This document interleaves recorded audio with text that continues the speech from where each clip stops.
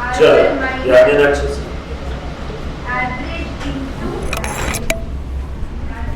आवाज आ रहा है बेटा सभी को? Yes, CM inter group 1। चलो बेटा स्टार्ट करें हम लोग। आ जाओ।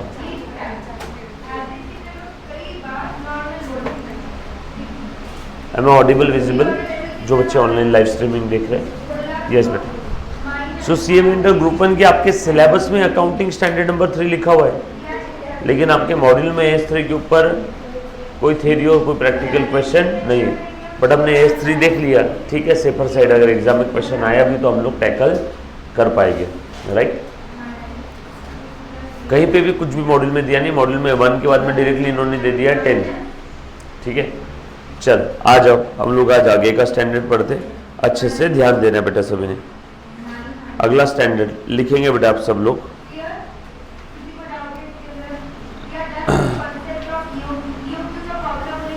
ध्यान दो बेटा।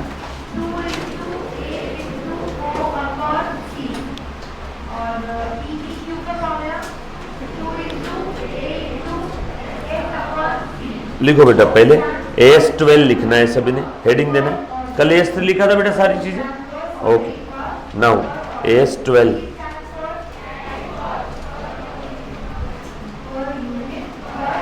लिखो बेटा, हेडिंग देना अच्छे से। अब एक बार चेक करना, क्योंकि मेरे हिसाब से आवाज क्लियर है।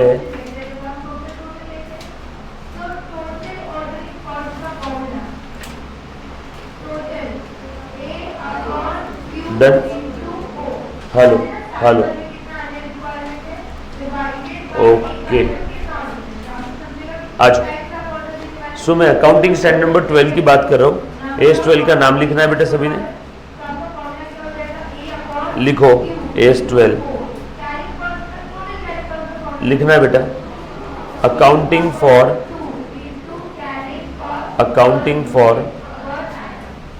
Government grants, accounting for government grants, बरोबर।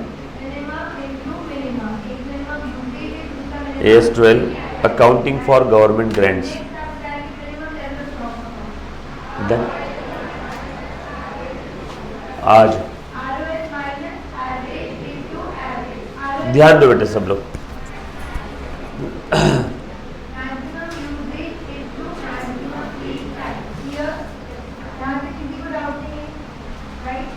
ठीक है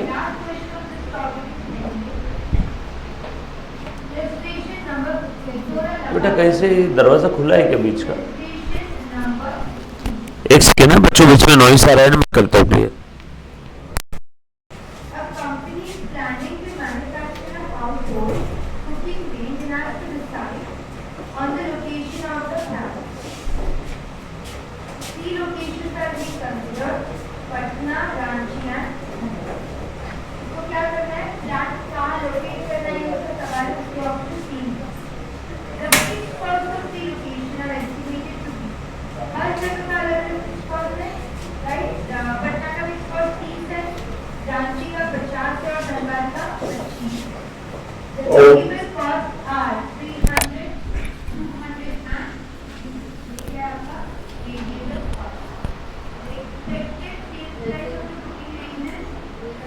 हेलो,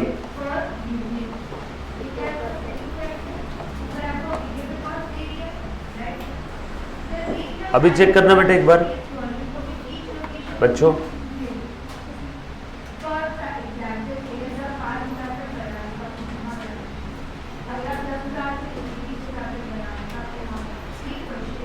जो बच्चे ऑनलाइन देख रहे हैं बेटा, अभी क्लियर है क्या?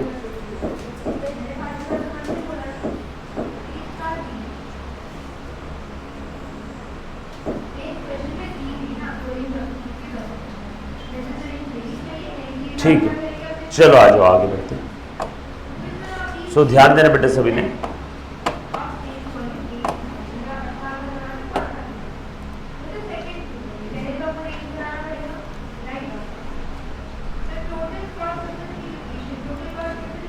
चलो यार, so accounting for government grant, accounting standard number 12। Again जितने भी स्टैंडर्ड है पहले बता देता हूँ, सारे इंपॉर्टेंट है। स्टैंडर्ड के ऊपर 20 नंबर के क्वेश्चन आते हैं तो डेफिनेटली वो 4 स्टैंडर्ड कवर करने वाले हैं। सोचो ना, 6 या 7 में से 4 कवर हो जाएंगे, या हो सकता है कभी कभी 5 स्टैंडर्ड कवर करेंगे, 5 में से आपको 4 के सॉल्व करना है क्वेश्चन। अब गवर्नमेंट ग्रांट की अगर मैं बात करूं तो सबसे पहले मुझे एक चीज बता दो, गवर्नमेंट ग्रांट यानी क्या? एनी गवर्नमेंट सब्सिडी और एनी गवर्नमेंट असिस्टेंस और any incentives received from the government, government से हमें मिल रहा है, right, for free of cost, या फिर अगर हमें गवर्नमेंट ग्रांट इन काइंड मिल रही है तो या तो फ्री में मिलेगा या तो at some nominal value, yes or no, एकदम कम पैसे देने पड़ेंगे, या हो सकता है फ्री में ही दे दे, या हो सकता है कंसेशनल रेट पे दे दे। सर एग्जांपल इसका, मैं बैकवर्ड एरिया के अंदर में अनएम्प्लॉयड पीपल को जो खाली पीली कट्टे पे बैठ के टाइम पास करने वाले थे, तो उनके लिए मैं बैकवर्ड एरिया के अंदर में फैक्ट्री का यूनिट सेट कर रहा हूँ। तो सरकार ने बोला कि आप अच्छा काम कर रहे हो, अनएम्प्लॉयड पीपल को एम्प्लॉयमेंट मिलेगा, आप एक काम करो, ये लैंड ले लो। सरकार के पास जमीन की कमी थोड़ी है, तो सरकार ने मुझे लैंड दे दिया, या तो हो सकता है फ्री में दे दिया, या तो हो सकता है कंसेशनल रेट पे दे दिया, यस और नो। तो फ्री में दिया है तो वो भी क्या हो जाएगा? Government grant. कंसेशनल रेट पे भी दिया तो भी क्या हो जाएगा? जितनी उन्होंने मदद की वो गवर्नमेंट ग्रांट। या हो सकता है इस लैंड को परचेज करने के लिए हम लोगों को सरकार ने पैसे दे दिए हो, तो वो भी हो जाएगा गवर्नमेंट ग्रांट। अच्छा, मैंने आपको अभी जो एग्जांपल लेकर के दिया बेटा, ये आपकी नॉन डिप्रिसिएबल फिक्स असेट सरकार से मिली, या तो फ्री में, या तो कंसेशनल रेट पे, या तो इस असेट के लिए पैसे दे दिए इन काइंड, या तो सरकार असेट दे देगी, या तो in the form of money, cash, सरकार पैसे दे देगी, या तो पूरी लैंड फ्री में, या तो कंसेशनल रेट पे, कुछ भी हो बोलेंगे इसको गवर्नमेंट ग्रांट। ये बात समझ में आई? और भी काफी सारे एग्जांपल है। सरकार ने ट्रक दे दिया, बोला तुम बैकवर्ड एरिया में फैक्ट्री सेट कर रहे हो, लो ट्रक ले लो हमारी तरफ से, तुमको माल इधर उधर शहरों में ले जाना पड़ेगा ना, फैक्ट्री का माल बनाओगे तो बेचोगे कहाँ? सब गांव में थोड़ी बेचोगे, शहर में माल लेके जाओगे तो तुमको ट्रक लगेगा। सरकार ने ट्रक दे दिया। ट्रक कौन सी असेट है? Depreciable asset. पहले मैंने कौन सा एग्जांपल लिया? Non depreciable asset. अभी कौन सा एग्जांपल लिया? डिप्रिसिएबल असेट का। यस और हो सकता है सरकार ने हमें उस ट्रक को चलाने के लिए डीजल दे दिया फ्री में, ये भी गवर्नमेंट ग्रांट। सरकार बोली तुम लोग ट्रक चलाओगे, एक काम करो, ये लो डीजल हमारी तरफ से ले लो, हर दिन तुमको 10 लीटर डीजल मिलेगा या 50 लीटर मिलेगा, तो ये भी गवर्नमेंट ग्रांट है। बट ये ग्रांट ना ही डिप्रिसिएबल असेट के लिए है, ना ही नॉन डिप्रिसिएबल असेट के लिए। ये ग्रांट हमें दिया है टू रिकवर और to help in your smooth operation और to recover your revenue expenses. So grant हो गया in the nature of revenue. Yes और या हो सकता है सरकार ने पैसे दे दिए ट्रक खरीदने के लिए। यस और या भी हो सकता है सरकार ने बोला तुम्हारा पूरा फैक्ट्री का प्रोजेक्ट कॉस्ट कितना है रे बाबा? 1 करोड़ ना, चलो ये लो 30% ऑफ द प्रोजेक्ट कॉस्ट मेरे से ले लो। क्या बोला सरकार ने? 30% ऑफ द प्रोजेक्ट कॉस्ट मेरे से ले लो। ये हो गया grant in the nature of promoters contribution. Yes और सो ग्रांट कितने प्रकार की मिल सकती है? प्रोजेक्ट कॉस्ट का स्पेसिफिक परसेंटेज, प्रमोटर्स कंट्रीब्यूशन। पूछने वालों में आपसे अभी प्लीज ध्यान देना सभी ने, प्रमोटर्स कॉस्ट, या फिर हम लोग ऐसा बोलेंगे कि पूरी प्रोजेक्ट कॉस्ट जो है उसका एक स्पेसिफिक परसेंटेज, इसको बोलते हैं grant in the nature of promoters contribution. हो सकता है रेवेन्यू एक्सपेंस रिकवर करने के लिए दे दे, ये हो गया government grant in the nature of revenue. हो सकता है डिप्रिसिएबल असेट के लिए दे दे ट्रक, हो सकता है नॉन डिप्रिसिएबल असेट के लिए दे दे लैंड। सो बेसिकली 4 टाइप से हमें गवर्नमेंट ग्रांट, सब्सिडी और इंसेंटिव मिल सकता है। लेकिन सर हमसे क्या चाहते हैं वो लोग? आपसे ये चाहते हैं कि गवर्नमेंट ग्रांट का आप मतलब समझो, गवर्नमेंट ग्रांट की अकाउंटिंग ट्रीटमेंट कैसे करनी है ये समझो, गवर्नमेंट ग्रांट रिलेटेड आपके बुक्स ऑफ अकाउंट्स में डिस्क्लोजर प्रेजेंटेशन क्या क्या रहने वाला है ये समझो। बोलो आपसे क्या चाहते हैं? The meaning of objective, meaning and nature of the government grant, nature in the nature of promoters contribution. In the nature of revenue, in the nature of depreciable asset, in the nature of non depreciable asset. So मतलब और nature समझो, उसकी accounting treatment कैसे करना है वो समझो, उससे रिलेटेड डिस्क्लोजर क्या क्या देना है वो समझो। सो आज के बाद अगर आपसे कोई पूछे कि गवर्नमेंट ग्रांट की अकाउंटिंग कैसे करना है, उसको बोलना इधर आ, AS12 से पूछ के बताता हूँ। कोई आपसे पूछे कि गवर्नमेंट ग्रांट का recognition in the books of accounts और फिनेंशियल स्टेटमेंट कैसे करना है, तो उसको बोलना रुक AS12 से पूछ के बताता हूँ। या कोई आपसे पूछे गवर्नमेंट ग्रांट की अकाउंटिंग करके फाइनल डिस्क्लोजर कैसे देना है फिनेंशियल स्टेटमेंट में, तो बोलना रुक गवर्नमेंट ग्रांट से पूछ के बताता हूँ। तो बेसिकली ये स्टैंडर्ड हमें इन 3 चीज़ों में हेल्प कर रहा है। आई बात समझ में? सो 1 बाय 1 एक एक टिप्स एंड बिट्स हम लोग इसके पढ़ेंगे, सारी चीज़ों को इन डेप्थ समझेंगे, फिर उसकी अकाउंटिंग ट्रीटमेंट बताऊंगा और फिर हम लोग हमारे नोट्स में से उसके क्वेश्चन सॉल्व करेंगे आपके स्टडी मटेरियल से। राइट, चलो स्टार्ट करूँ मैं गवर्नमेंट ग्रांट, पक्की बात? आ जाओ। अच्छा, थोड़ा बहुत एक कॉमन सेंस अप्लाई करके बता दो। फॉर एग्जाम्पल, एक ट्रक आपने खरीदा है 10 लाख रुपए का, सरकार ने उसके लिए आपको 30% यानी 3 लाख रुपीस दे दिया। बोलो ये 3 लाख जो गवर्नमेंट ग्रांट आपको मिली है, इसका ट्रीटमेंट कैसे होने वाला है? कॉमन सेंस थोड़ा बहुत अप्लाई करके। एनीबॉडी? 10 लाख का ट्रक खरीदा, गवर्नमेंट ने आपको 3 लाख रुपीस की हेल्प कर दिया, बोलो कैसे ट्रीटमेंट रहेगा इसका? सर कुछ नहीं, वो ट्रक की वैल्यू से कम कर देंगे। दूध पीता बच्चे भी बोलेगा ना यार, आपके लिए ट्रक के, आपके जेब से ट्रक के लिए कितना पैसा गया? 7 लाख, तो ट्रक को 7 लाख पे दिखा दो सर, खत्म हो गया। बिल्कुल सही बोला, आपकी थिंकिंग और AS12 की थिंकिंग मैच हो गई। कोई बोलेगा नहीं नहीं मैं 10 लाख पे ट्रक दिखाऊंगा असेट में, ठीक है भैया तो लायबिलिटी पे 3 लाख दिखा दे। अरे बात तो एक ही है, या तो ट्रक नेट 7 लाख का दिखाओ या असेट में 10 लाख दिखा के लायबिलिटी में 3 दिखाओ, अल्टीमेटली हुआ तो अगेन 7 ही, बरोबर है क्या?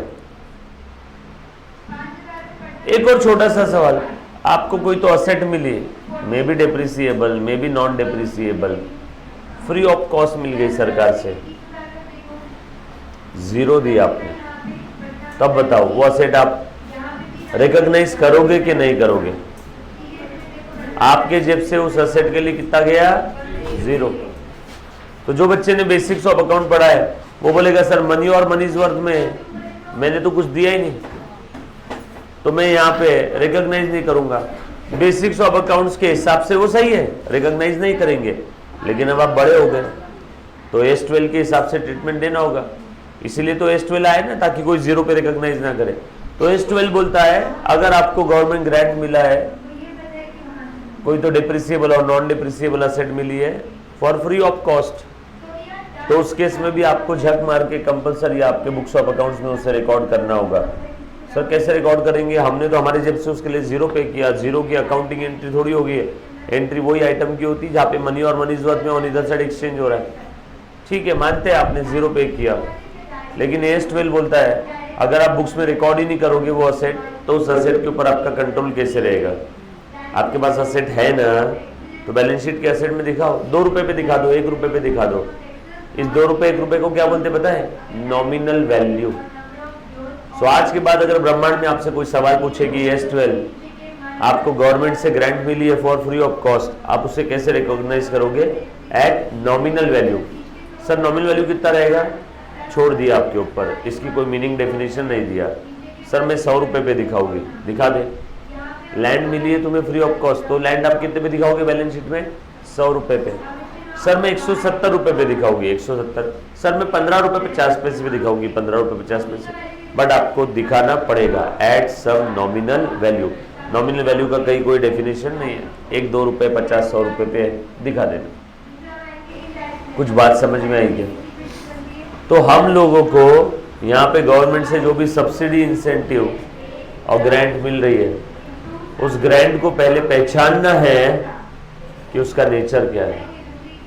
पहचानने के बाद उसकी अकाउंटिंग ट्रीटमेंट करना है, और लास्ट है उसका डिस्क्लोजर देना है। ये सारी बातें हमें कौन गाइड कर रहा है? AS12। कुछ बात समझ में? हम लोग क्या करने वाले? करो बेटा ऊपर वाले का नाम लेके। आ जाओ, स्टार्ट करता हूँ। सबसे पहले तो समझ लो, जितनी चीज़ें मैंने बताई सारी चीज़ें आपको यहाँ पे दिखने वाली है, उसकी ट्रीटमेंट डिटेल में समझते हैं। पुनः ध्यान देना, lay down the accounting treatment and disclosure. हो ऑब्जेक्टिव क्या है इसका? Treatment and disclosure. पुनः वापस सुनना, ट्रीटमेंट एंड डिस्क्लोजर किसका है बेटा? Of government grant like subsidy, cash incentive, duty drawback. Duty drawback क्या होता है? डीबीके बोलते हैं हम लोग इसको प्रैक्टिकल लाइफ में। मेरे पास डीबीके के एक दो क्लाइंट थे इनिशियली जब प्रैक्टिस स्टार्ट किया था। क्या होता है ये मालूम है? मान लो ये एक मैं प्रोडक्ट बना रहा हूँ और ये प्रोडक्ट बना करके मैं सेल करूँ। मेरे ख्याल से मैंने लास्ट लेक्चर में बताया था आपको, ये बरोबर है। ये बना करके मैं एक्सपोर्ट कर रहा हूँ, तो एक्सपोर्ट कर रहा हूँ तो इससे फॉरेन करेंसी रिजर्व इंडिया में आ रहा है। तो ये प्रोडक्ट बनाने के लिए जो भी मैंने रॉ मटेरियल पे ड्यूटीज एंड टैक्सेस पे किया होगा परचेस खर्च में, वो सरकार मुझे वापस कर देगी। तो ये जो सरकार ने वापस किया ये तो मेरे लिए गारंटी है, असिस्टेंस है, इंसेंटिव है, फोकट में मिला, तो ये भी गवर्नमेंट ग्रांट है। सो ये सारे गवर्नमेंट ग्रांट के कुछ एग्जाम्पल्स है। सो ऑब्जेक्टिव आज के बाद अगर आपसे कोई पूछे तो बोलना disclosure accounting treatment of the government grant like cash, subsidies, incentives, DBK received और to be received from the government. या तो मिल गया है या तो मिलने वाला है। आज when to recognize there is a reasonable assurance that enterprise will comply with the attached condition। कब रिकॉग्नाइज करना है? जब आपको इतना एश्योरेंस रहेगा। ग्रांट जब भी मिलती है तो उसके साथ कुछ ना कुछ कंडीशंस अटैच होती है, ऐसी ग्रांट नहीं दे देगी गवर्नमेंट आपको।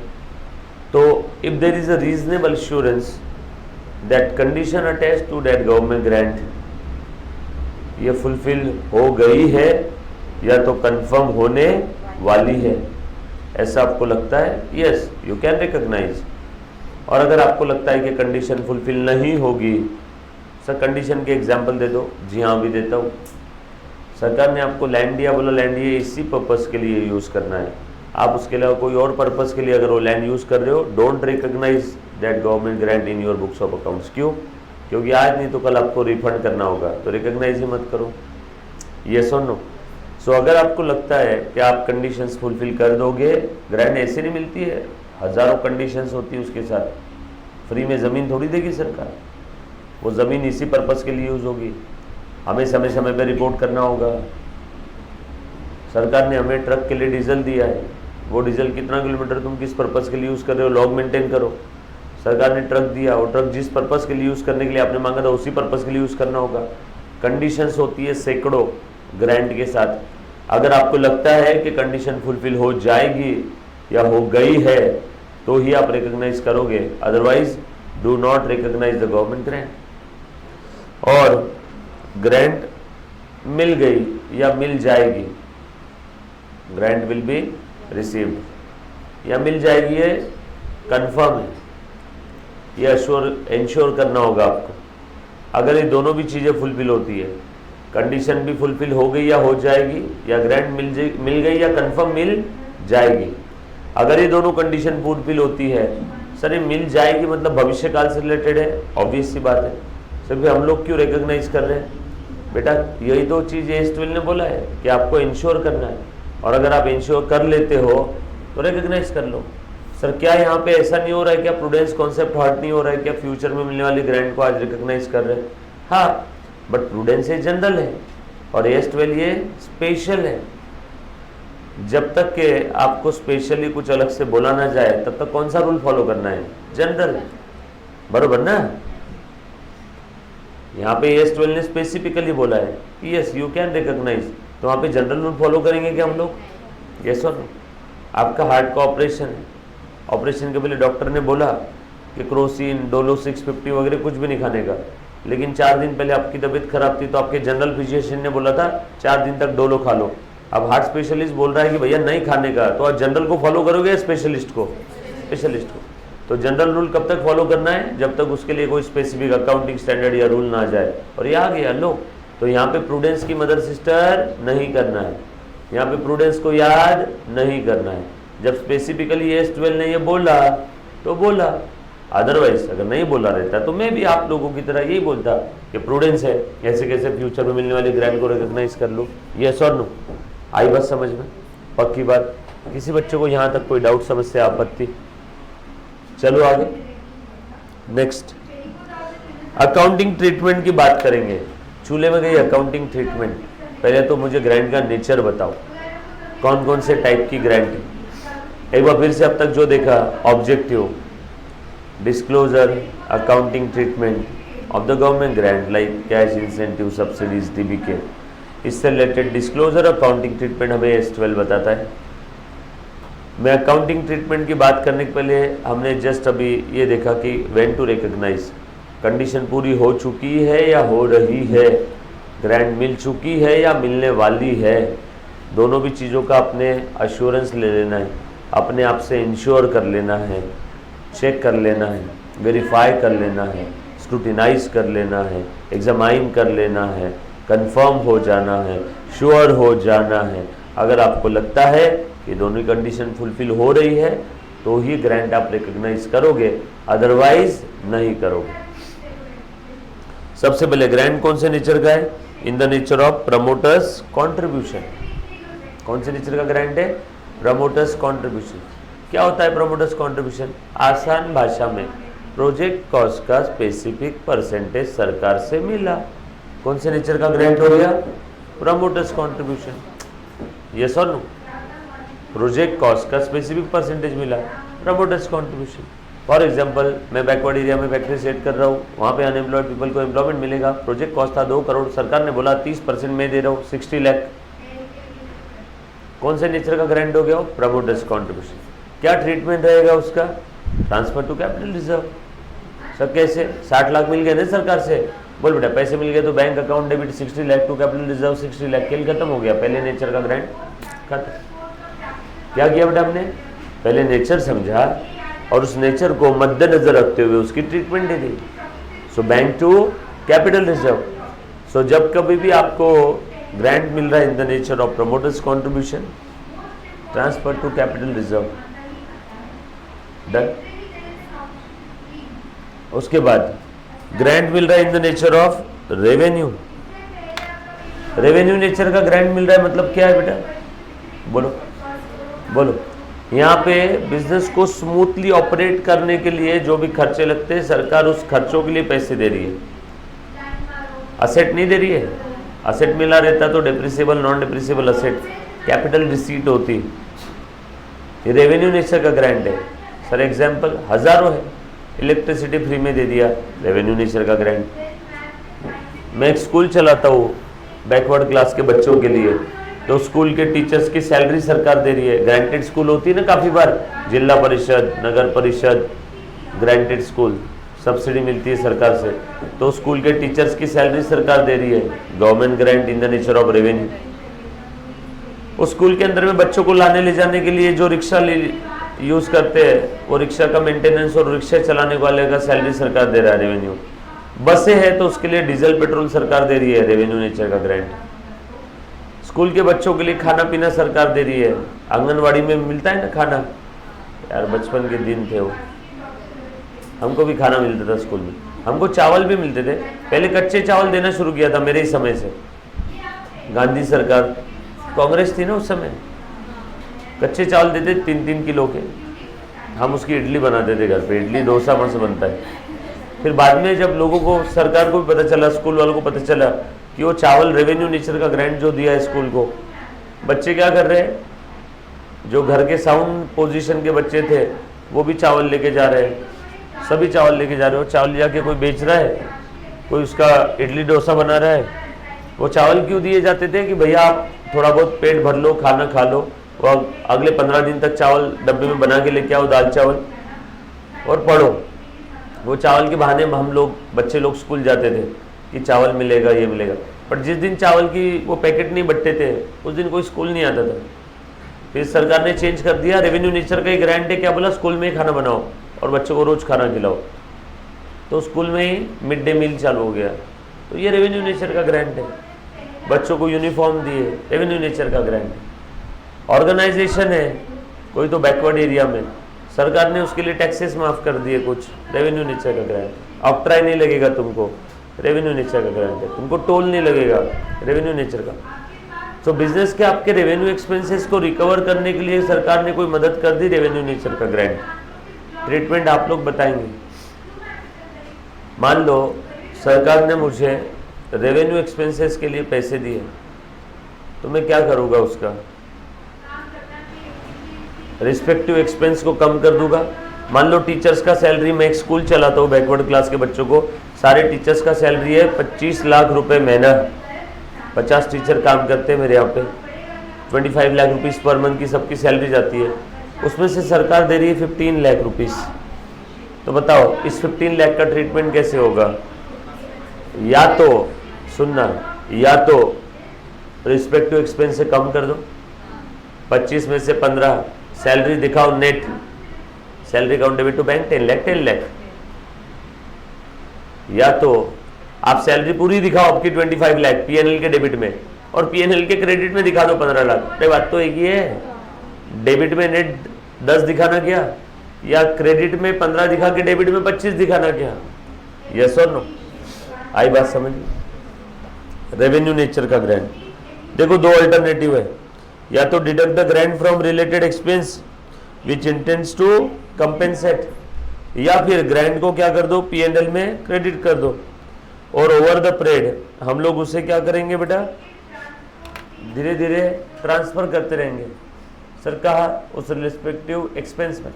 अब ये कब की बात है? ओवर द पीरियड मतलब 1 साल से ज़्यादा के समय के लिए। मेरा मान लो सरकार ने हमें एक साथ 2 साल की सैलरी जो 15 लाख रुपए पर मंथ बोला था ना, एक साथ 2 साल का दे दिया, तो लायबिलिटी साइड में दिखाएंगे और धीरे धीरे लायबिलिटी को डेबिट करके हम लोग पीएनएल के क्रेडिट में ट्रांसफर करेंगे, मंथली 15-15 लाख रुपए। यस और सर ट्रीटमेंट लिख दे तो बड़ा मजा आ जाता।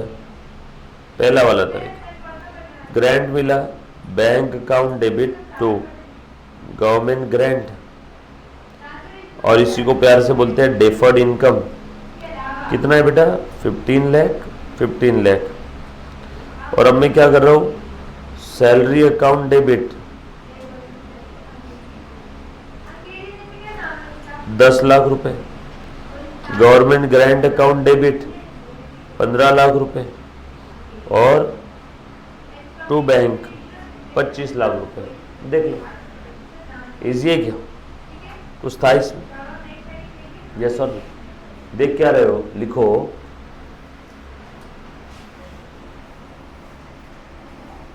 सर लिखना कैसे है? ऐसे, अगर रेवेन्यू नेचर का ग्रांट है, 2 अल्टरनेटिव है, पहला अल्टरनेटिव, दूसरा।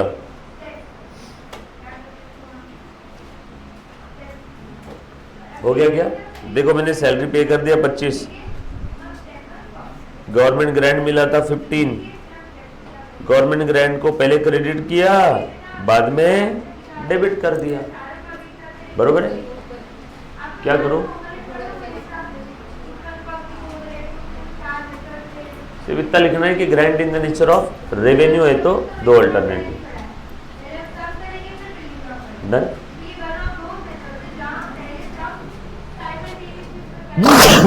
सॉरी,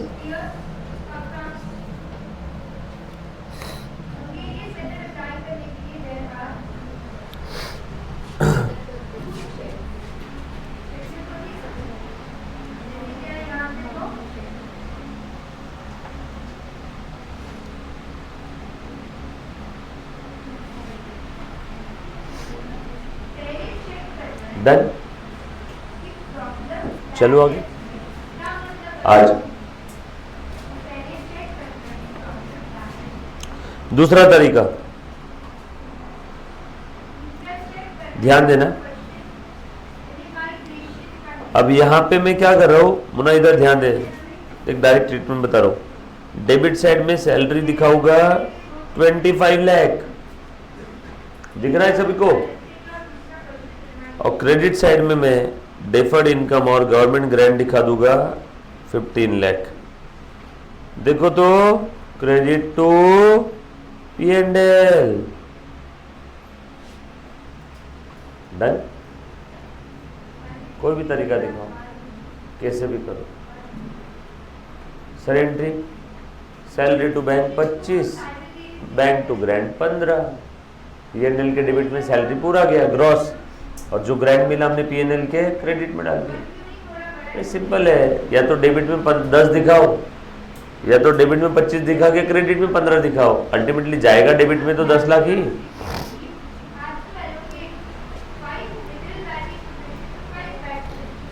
अब ये सैलरी पीएनएल में कितना जाएगा बताओ तो? 10 लाख रुपए, बराबर लिखा।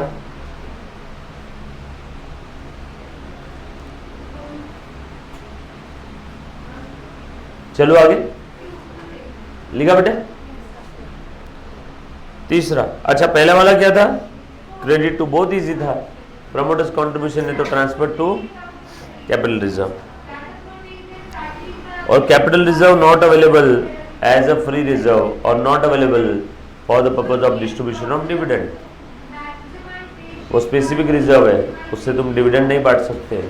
सर मतलब आपके पापा ने आपको किराना सामान लाने के लिए 5,000 रुपये दिए, क्या वो 5,000 आप आपके पर्पस के लिए यूज़ कर सकते हो क्या? नो, वो 5,000 स्पेसिफिक रिजर्व है, स्पेसिफिक पर्पस के लिए मिले। ठीक उसी प्रकार से प्रमोटर्स नेचर का कंट्रीब्यूशन है, कैपिटल रिजर्व में क्रेडिट करेंगे, उससे आप डिविडेंड डिस्ट्रीब्यूट नहीं कर सकते। चलो आगे, तीसरा, पहला हो गया, दूसरा हो गया, तीसरा डेप्रिसिएबल फिक्स एसेट। सरकार से हमें क्या मिला है बेटा? ग्रांट मिला है related to depreciable fix asset. भाई साहब एग्जाम्पल वही, truck, machinery, plant and machinery, yes or no, furniture, building, land नहीं है, लैंड डेप्रिसिएबल नहीं है। तो सरकार ने हमें ट्रक के लिए 30% कॉस्ट दे दिया, 10 लाख का ट्रक था, 30% यानी कितना? 3 लाख रुपीस गवर्नमेंट ने दे दिए। दो ट्रीटमेंट है अगेन, या तो रिस्पेक्टिव असेट के वैल्यू से कम कर दो, और डिप्रिसिएशन फिर कौन से वैल्यू पे लो? नेट। सही है ना? अरे ट्रक 10 लाख का था, 3 लाख सरकार से मिला, तो ट्रक कितने पे दिखाओ? 7 लाख पे, और आज के बाद डिप्रिसिएशन भी कितने पे लगेगा? 7 पे, खत्म। दूसरा तरीका आप बताओ, ट्रक को 10 लाख पे दिखाओ असेट में, ग्रैंड लायबिलिटी में दिखा दो 3 लाख, अगेन असेट में 10 दिखा के लायबिलिटी में 3 दिखाना क्या, या असेट में नेट 7 दिखाना क्या? ये असेट में नेट 7 दिखाया और इधर लायबिलिटी में 3 दिखा के असेट में 10 दिखाया, बात तो एक ही है, यस और नो। अब यहाँ पे डिप्रिसिएशन किस पे लगेगा? 7 पे, यहाँ पे डिप्रिसिएशन किस पे लगेगा? 10 पे, और एक आ जाएगा पीएनएल के डेबिट में, और ये 3 का डिप्रिसिएशन का प्रोपोर्शन कहाँ जाएगा? पीएनएल के क्रेडिट में। अल्टीमेटली अगेन बात सेम हो गई, डिप्रिसिएशन दोनों केस में 7 पे लग रहा है। कुछ बात समझ में? यही चीज यहां पे लिखी है, treated as a deferred income. देखो पीएनएल के क्रेडिट में दिखा देंगे, किस प्रोपोर्शन में? डिप्रिसिएशन के प्रोपोर्शन में, यस और नो। आई बात समझ में? उसके बाद as a income in proportion in which the depreciation is charge, depreciate on gross value. देखो बताया था ना, डिप्रिसिएशन कौन से वैल्यू पे लगेगा? ग्रॉस वैल्यू पे। और ये जो ग्रांट मिला है इसको हम लोग दिखा देंगे पीएनएल के क्रेडिट में डेफर्ड इनकम। असेट 10 साल है, तो ये 3 लाख की जो ग्रांट मिली इसको भी कितने साल में राइट ऑफ करना है? ट्रांसफर करना है पीएनएल के क्रेडिट में 10 साल in the proportion of depreciation. ये बात समझ में आई सभी को? प्रॉपर पक्की बात? किसी बच्चे को कोई डाउट, समस्या, आपत्ति? एनीबॉडी? चलो आगे, इजी था एकदम, बोल बेटा, जूम करना। उसके बाद नॉन डिप्रिसिएबल असेट। अच्छा यहां पे एक छोटी सी केस है, grant equals to the whole or virtually whole, whole or virtually whole equal to the cost of the asset. तो उस समय असेट कौन से वैल्यू पे दिखाएंगे? 1 सेकंड में जवाब चाहिए। What is this man? Nominal value. थोड़ी देर पहले बताया था ना कि असेट का पूरा पैसा सरकार ने दे दिया, तो उस असेट को कौन सी वैल्यू पे दिखाएंगे? Nominal value. 1 रुपये, 100 रुपये, 10 रुपये पे दिखा दो, क्योंकि छोड़ तो नहीं सकते, दिखाना तो पड़ेगा। वही लिखा है क्या यहाँ पे? Done. Non depreciable fix asset है, credit to capital reserve like promoters contribution. Are you getting my point? But condition एक ही होनी चाहिए कि उसके ऊपर कोई कंडीशन नहीं होनी चाहिए। अगर आप लोगों को नॉन डेप्रिसिएबल असेट मिला, फॉर एग्जाम्पल लैंड, और उसके साथ कोई कंडीशन अटैच है, तो वो लैंड को दिखाओ, उस ग्रैंड को दिखाओ, लैंड को नहीं ग्रैंड को, बैलेंस शीट के लायबिलिटी साइड में, और जैसे जैसे कंडीशन पूरी होगी वैसे वैसे इसको धीरे धीरे हर साल ट्रांसफर करो P&L के क्रेडिट में।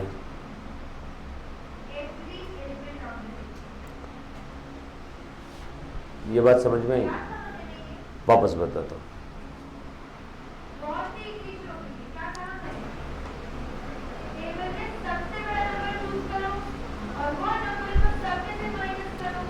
ये देखो मैंने लैंड परचेस कर लिया 10 लाख टू बैंक। सरकार ने इस लैंड के लिए दिए 4 लाख, और कंडीशन क्या है मालूम?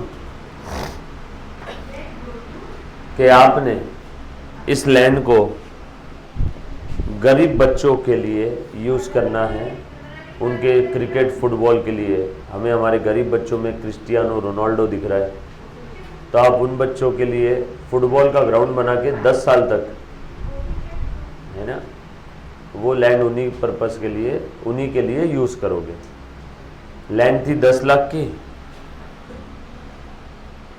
मैंने खरीद लिया, सरकार ने कितने दिए? 4 लाख। आगे क्या पैसे? 4 लाख देखो तो,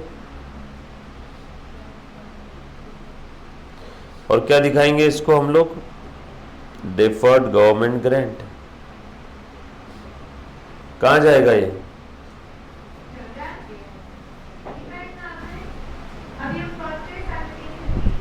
जम रहा है मामला? बैंक कहां जाएगा? बैंक में। ये एंट्री का पोस्ट है, ऊपर का तो बताने की जरूरत नहीं ना, लैंड और बैंक। ठीक है, सरकार से लैंड मिल गई। बोलो कंडीशन क्या थी? कितने साल तक यूज करना है बच्चों के लिए? 10 साल। 10 साल बाद ये लैंड तुम्हारी, जाओ रख लो। तो अब ये 4 लाख कितने साल तक बैलेंस शीट में चमकते रहेंगे? 10 साल तक। हर साल प्रोपोर्शनेट वे में इसका हम लोग इनकम में ट्रांसफर करेंगे।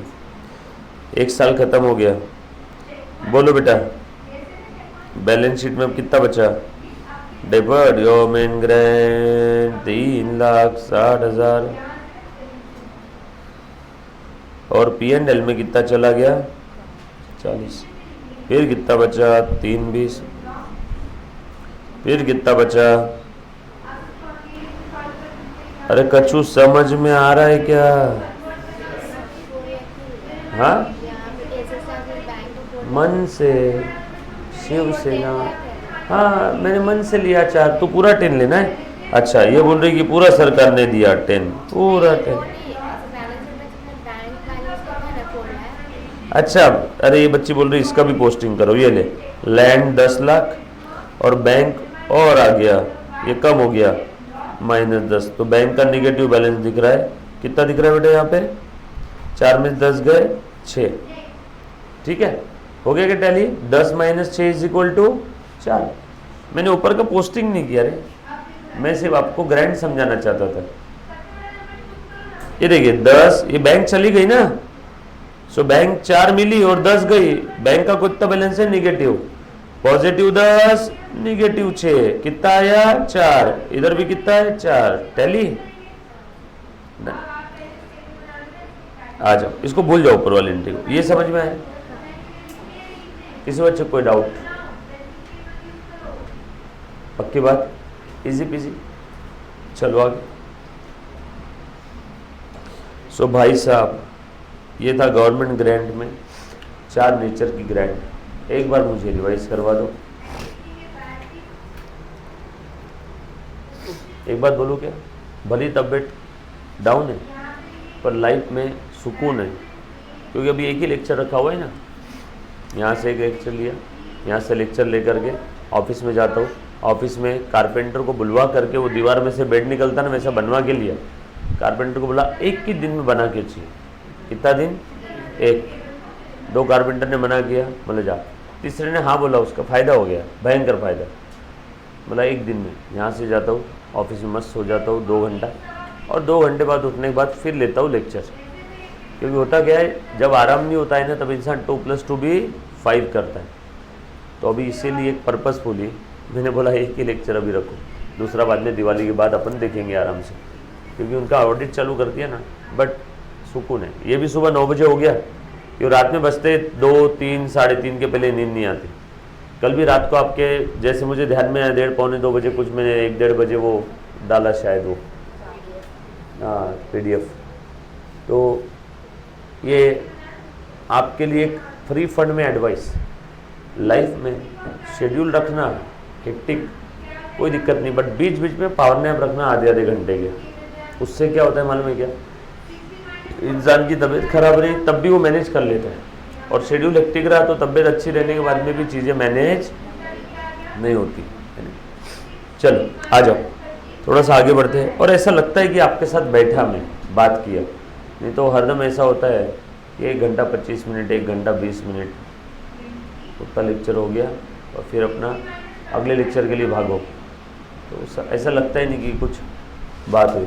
इसलिए फिर मैंने बोला अभी थोड़ा रखते, बट ऐसे ही पहले दिन से रखना चाहिए था। ठीक है, काफ़ी समय आज भी हमारे डेट आ गई आप लोगों की, क्या है?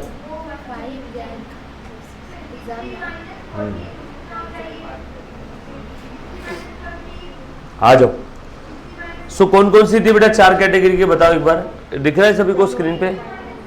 आ जाओ, ध्यान दें। कौन मुझे ट्राई करके बताएगा? कोई एक बच्चा क्लास का, एनीबॉडी? बोलो सर, आप ही बता दो। सुनना, ग्रांट मिल सकती है आपको इन the nature of promoters contribution, percentage of project cost for example, in the nature of revenue, या तो रिस्पेक्टिव खर्चे से कम कर दो, या तो खर्चा पूरा ग्रॉस पे दिखा के वो P&L के क्रेडिट में दिखा दो, या तो इन the nature of depreciable asset. तो उसमें अगेन 2 अल्टरनेटिव, या तो डेप्रिसिएबल असेट की वैल्यू कम कर दो, या तो डेप्रिसिएबल असेट पूरे वैल्यू पे दिखाओ और बैलेंस शीट के लायबिलिटी साइड में वो ग्रांट दिखा दो, और उस ग्रांट को डिप्रिसिएशन के प्रोपोर्शन में राइट ऑफ करो। Yes or no? तीसरा वाला नॉन डिप्रिसिएबल है, बराबर है, प्रमोटर्स कंट्रीब्यूशन की तरह ट्रीट करो अगर कोई कंडीशन नहीं होगी तो उस पर, और अगर कंडीशन अटैच होगी तो जितना समय वो कंडीशन फुलफिल करने में लगेगा उतने समय तक उस ग्रांट को लायबिलिटी से हटा के थोड़ा थोड़ा 3 का कहाँ ट्रांसफर करो, P&L के क्रेडिट में। डन? पक्की बात। आप कौन ट्राई करेगा? चल मुन्ना तू बोल। आप ही? हाँ आप येलो टी शर्ट, बोलिए प्लीज़, दिल मत तोड़ना। पहले मैंने बताया, फिर बताया, फिर पूछा, नहीं आया, वापस बताया, 4-5 बार यही बताया। बोलो कौन सी 4 टाइप की गारंटी है? ले रहे इसको, पकड़ सारी वो साइड में ले। कॉन्टिजेंसी कहाँ से आया? खड़े हो जाओ। आप लोग क्या कर रहे हो बच्चों? कुछ गलत हो रहा है आपके साथ। ए बंडिया रुक, बोल रहे। आपका ध्यान है ना क्लास में पक्का? हाँ, खड़े हो जाओ, खड़े हो जाओ। अब समय भी है, मौका है, दस्तूर है, 2-2 घंटे का समय आपके लिए, तो मैं आपको पूछ भी तो सकता हूँ। बोलो कितने बच्चों को याद आ रहा है मैंने जो 4 कैटेगरी की ग्रांट बताई थी? बस, वेरी गुड। हाँ, क्या करेंगे ट्रीटमेंट? मज़ा नहीं आया? क्या नाम है आपका? सरनेम क्या है? हाँ, ओनली मैडम, काय करता तुम्ही? हाँ, बोलो, कितने बार बताया ये बताओ पहले? 4 बार बताया। फिर और किस किस बच्चे को याद है बेटा? आप लोग ऐसा क्यों सोचते हो कि मैं पढ़ाने के बाद पूछूंगा नहीं तो ध्यान देने का काम नहीं? मतलब ऐसा डरा के रखना पड़ेगा क्या आपको कि मैं पूछने वाला हूँ, मैं बेइज्जती करूँगा क्लास में तो ही आप ध्यान दोगे? ऐसा कुछ है? ये तो आपसे अच्छे बैक बेंचर्स वाले बच्चे हैं, हर एक बच्चे को याद है। ओनली मैडम क्या करना चाहिए बताओ? मैं आपको स्पेसिफिकली इसलिए पूछा क्योंकि मुझे ऐसा डाउट था। सोचो रिकॉर्डेड वाले बच्चे बोल रहे होंगे कौन है कौन ले, सबका समय बर्बाद कर रही है। मैं 5-10 मिनट से देख रहा हूँ पिछले, मुझे न जाने ऐसा क्यों लगता है कि आपका पढ़ाई पे ध्यान नहीं है। कुछ और अगर दिक्कत है तो मेरे को बोलो, पक्का खड़े रहो वैसे, और मैं वापस पूछूंगा तो अपने जवाब देना है, ठीक है? और उसके बाद बैठना है, और आप ही को सवाल पूछूंगा सबसे ज़्यादा आज, ठीक है? और बाकी बच्चे ध्यान दो, अगर किसी को जवाब नहीं आए तो थोड़ा सा मैं जैसे बाकी क्लास में बच्चों को पूछता हूँ और थोड़ा सा उनके पेरेंट्स को भी क्लास में याद करवाता हूँ, तो ऐसा करूँगा, है ना? तो प्लीज़ ध्यान देना अच्छे से। रिजल्ट चाहिए आपका, और कुछ नहीं है। पॉजिटिव वे में लेना इसको अगर ले सकते हो तो, वरना वैसे भी मुझे कोई फ़र्क नहीं पड़ेगा। मेरा टारगेट ये है कि सबका रिजल्ट अच्छा आना चाहिए। आ जाओ, चलो। ये बच्ची यहाँ से कॉन्टिंजेंसी देख के बोल रही थी, सिंपल है, आ जाओ ध्यान। सो बेटा गवर्नमेंट ग्रांट हम लोग पढ़ रहे हैं, अकाउंटिंग ट्रीटमेंट और उससे रिलेटेड डिस्क्लोजर। किससे रिलेटेड? ग्रांट से रिलेटेड। कौन कौन सी ग्रांट है बेटा? कैश इंसेंटिव, सब्सिडी, डीबी के, यस और नो? अब इन्होंने बोला इसका अकाउंटिंग ट्रीटमेंट हम लोग कब रिकॉग्नाइज करेंगे? अगर आपको लगता है कि कंफर्म है, श्योर है, आपको ग्रांट मिलने वाली है, यस और आप उससे रिलेटेड सारी कंडीशंस फुलफिल करने वाले हो, अगर दोनों भी चीज़ें फुलफिल हो रही तो yes you can recognise the government grant, or else do not recognise.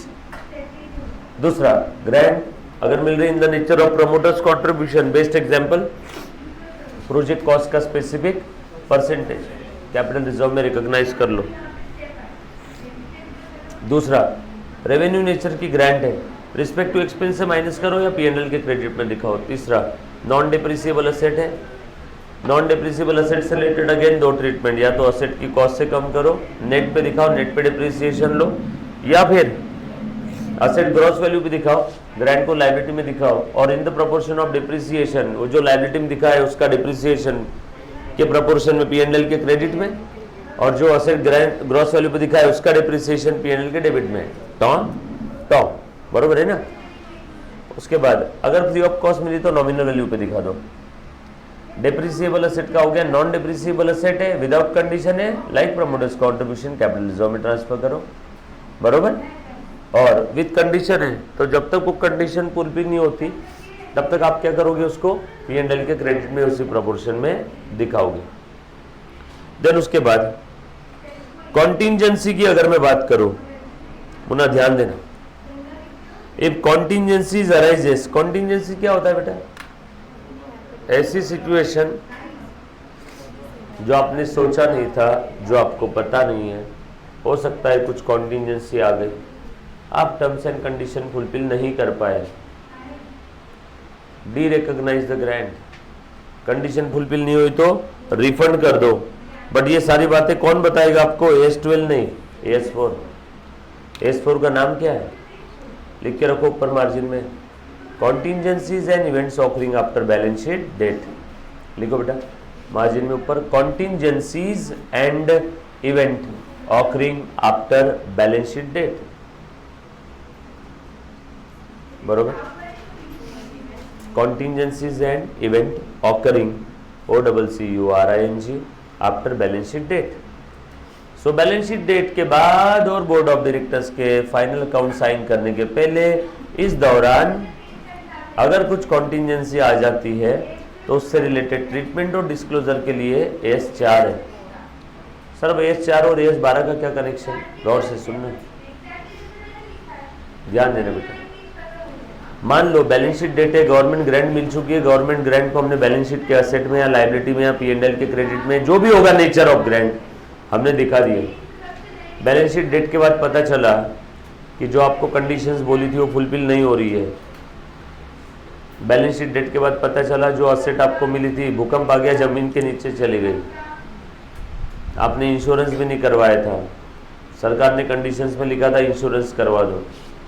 कुछ ऐसी कंटिजेंसी आ जाती है कि आपको ग्रांट मजबूरन या तो रिफंड करना पड़ेगा या तो ग्रांट को राइट ऑफ करना पड़ेगा।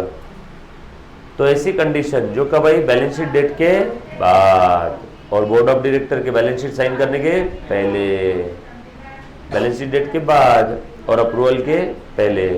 तो इस दौरान जो भी इवेंट्स आते हैं उन इवेंट्स को हम लोग कैसे रिकॉग्नाइज और अकाउंटिंग ट्रीटमेंट देंगे एज पर एस 4 को हिंदी में बोलते हैं चार का स्पेलिंग सी कॉन्टिंजेंसी, याद रखने के लिए लॉजिकली फिर भी लॉजिकल। सो कॉन्टिंजेंसी आ गई, भले ही ग्रांट से रिलेटेड है बट S12 में नहीं है, उसकी ट्रीटमेंट कहाँ जाके देखना है, S4। उसके बाद नॉन मॉनिटरी ग्रांट है, बोलो बेटा। अब यहाँ पे क्या हुआ है, asset given at concessional rate, record at acquisition cost, asset given free of cost, record eight nominal value. कुछ बच्चे सोच रहे होंगे सर ये तो ऑलरेडी देख लिया ना ऊपर। भैया ऊपर आपको असेट के लिए पैसे मिले, यहाँ आपको असेट ही मिल गई है। ऊपर आपको सरकार ने यहाँ पे क्या दिए थे, असेट के लिए पैसे, तो आपने वो पैसे क्या किए थे, असेट की वैल्यू से माइनस किए थे। यहाँ पे आपको ग्रांट मिल रही है, नॉन मॉनिटरी ग्रांट। समझ में आया फर्क क्या है? यहाँ पे सरकार ने मशीनरी दे दिया, सरकार ने डायरेक्ट मशीन दे दिया। दो तरीके, या तो मशीन फ्री में दिया होगा या तो मशीन के लिए पैसे लिए होंगे।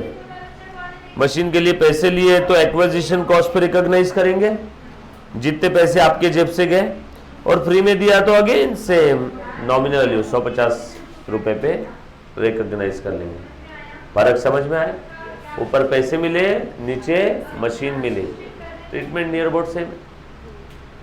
मशीन आपको दी 10 लाख की मशीन 50,000 में, बोलो आप किस पे रिकॉग्नाइज करोगे, 50,000 पे। उसी को क्या बोलते हैं आप लोग, एक्विजिशन कॉस्ट। उसके बाद स्पेशल केस में अगला आइटम, एक्स्ट्रा ऑर्डिनरी आइटम। आपको ग्रांट तो मिल गई है for giving immediate financial support and not as an incentive to undertake specific expenditure as a compensation for the expenses or losses incurred in the previous period। भाई साहब ये तो अजीब चीज है। आपको ग्रांट यहाँ पे कोई स्पेसिफिक खर्चों के लिए नहीं मिली। ग्रांट आपको क्यों मिली पता है? दया की भीख मिली आपको। पिछले कई समय से लॉसेस हो रहे थे, तो सरकार को पता चला कि ये इंडस्ट्री या ये बिजनेस लॉस में है, ये बंद हो जाएगा। बंद हो गया तो काफी अनएम्प्लॉयड पीपल को, काफी एम्प्लॉयड पीपल का एम्प्लॉयमेंट चला जाएगा। Yes or no? तो फिर एक काम करते हैं, इसके लॉसेस को गुड बना देते हैं, GWD गुड। कैसे? For no reason. ले ले भाई पैसे।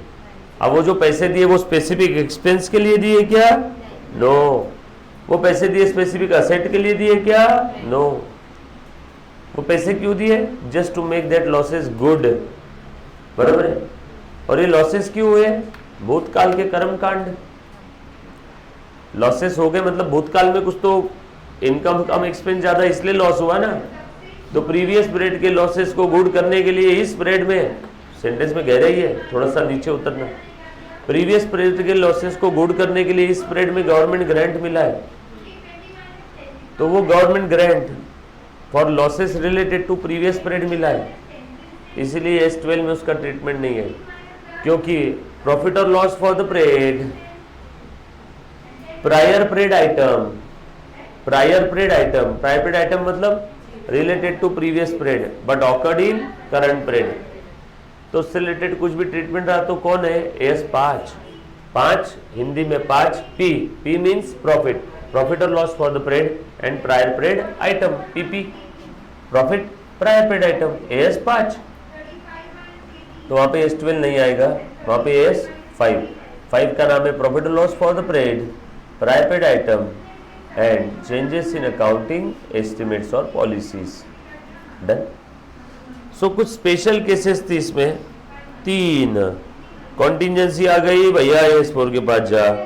नॉन मॉनिटरी ग्रांट है, असेट के फॉर्म में मिला, कम रेट में मिला, एक्विजिशन कॉस्ट पे रिकॉर्ड कर।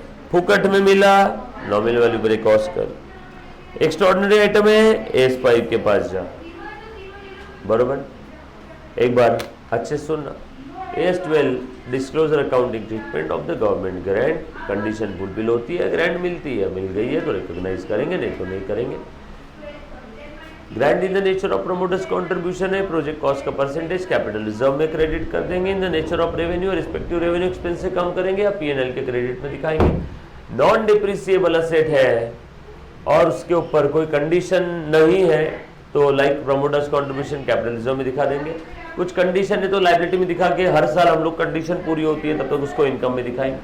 डिप्रिसिएबल असेट है तो ग्रॉस वैल्यू से कम कर देंगे, या फ्री में मिला है तो नॉमिनल वैल्यू पे दिखा देंगे। या दूसरा तरीका, असेट को ग्रॉस वैल्यू पे दिखा करके डिप्रिसिएशन के प्रोपोर्शन में उस ग्रांट को हम लोग P&L के क्रेडिट में दिखाएं। हर चीज़ का एग्जाम्पल बताएं। और स्पेशल केस में 3 स्पेशल केसेस हैं। कुछ कॉन्टिजेंसी आ जाती है AS4, पिछले पीरियड के लॉसेस को गुड करने के लिए AS5, या फिर आपको नॉन मॉनिटरी ग्रांट मिल रही है तो हम लोग क्या करेंगे बेटा, एट एक्विजिशन कॉस्ट दिखाएंगे और फ्री में मिला है तो एट नॉमिनल वैल्यू। कौन ले मैडम बोल पाओगी अब 4 केस कौन सी है, बोलो। हाँ 4 केस है जो आपकी छूट रही थी, जिसके लिए आपको मैंने खड़ा किया था। क्या है? पेड अप, अच्छा प्रमोटर्स कॉन्ट्रीब्यूशन,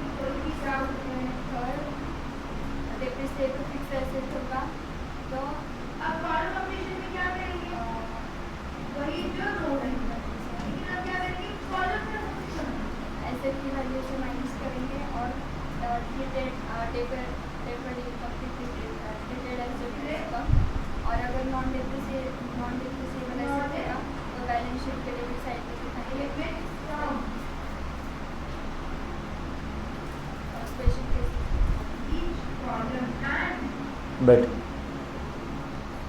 आज घर पे अच्छे से पढ़ो और ध्यान दो। मुझे पता नहीं आप क्यों नहीं ध्यान दे रहे, आप अच्छे पढ़े वाले बच्चे हो, आपसे ये उम्मीद नहीं है, ठीक है। कहीं ना कहीं अगर दिल पे चोट लगी होगी तो उतनी खुन्नस में आज पढ़ाई करना। नहीं लगी चोट, नहीं पढ़ोगे, पढ़ेंगे ना, हाँ। तो थोड़ा सा पॉजिटिव सेंस में लो, पढ़ो अच्छे से।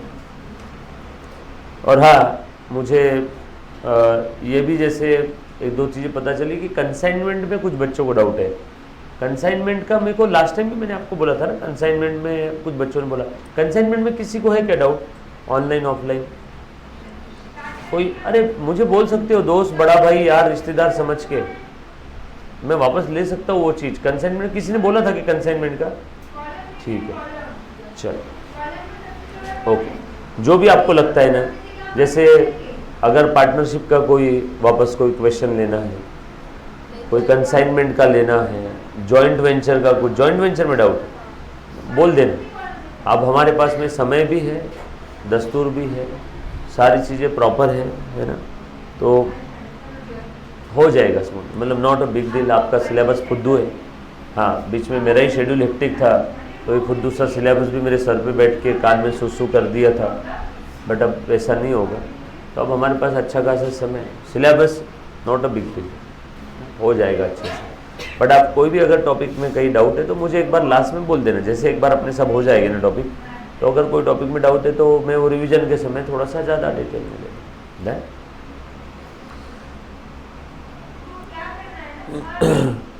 आ जाओ मुन्ना, ध्यान देना। रिफंड ऑफ ग्रांट, ओ हो, अब ग्रांट रिफंड करना है, ठीक से बता दो बेटा क्या करेंगे। रुको, जो कोई भी ग्रांट रिफंड करना है तो पहले भूतकाल में जाएंगे, पूछेंगे हे ग्रांट तुझे मैंने क्या ट्रीट किया था, प्रमोटर्स कंट्रीब्यूशन, तो रिवर्स एंट्री। प्रमोटर्स कंट्रीब्यूशन के समय ग्रांट को क्या किया था, कैपिटल रिजर्व में क्रेडिट। अब रिफंड करना है तो उस रिजर्व को debit to bank, yes or no.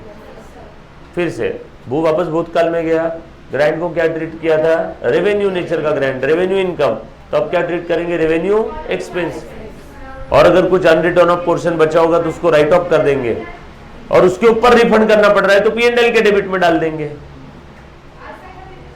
फिर से भूतकाल में गया, ग्रांट को क्या ट्रीट किया था, डिप्रिसिएबल असेट के फॉर्म में मिला था या डिप्रिसिएबल असेट के लिए पैसे मिले थे। अब रिफंड करना है, जब डिप्रिसिएबल असेट के लिए पैसे मिले थे तो मान लो मैंने असेट की वैल्यू कम कर दी होगी, रिफंड करेंगे तो असेट की वैल्यू बढ़ा दी।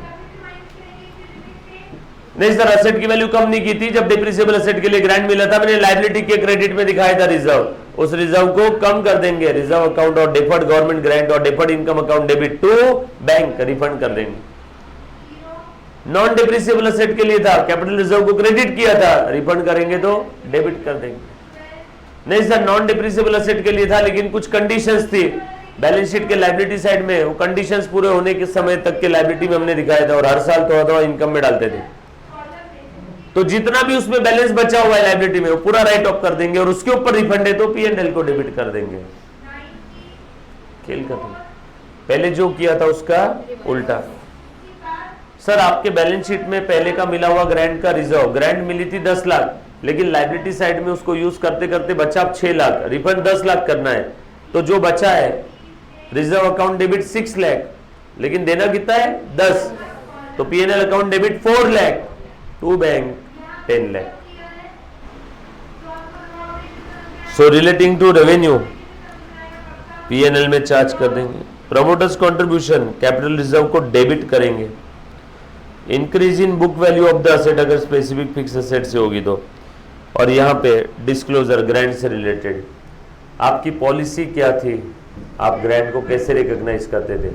सर ये पॉलिसी का लफड़ा कब खत्म होगा, अरे भैया है ना, एक ही चीज को करने के एक से ज्यादा रास्ते हैं, रास्ते अल्टरनेटिव, तो आपने कौन सा रास्ता सिलेक्ट किया, ये कि ये, एक ही चीज को करने के एक से ज्यादा रास्ते हैं, आपने कौन सा सिलेक्ट किया, ये कुछ बात समझ में आई क्या, तो ये आपकी पॉलिसी है।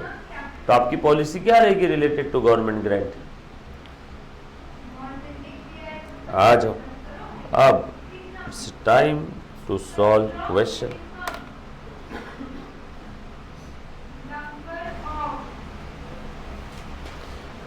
यार ये इतना क्यों तकलीफ दे रहे थे आज, जिस समय में आ जाओ।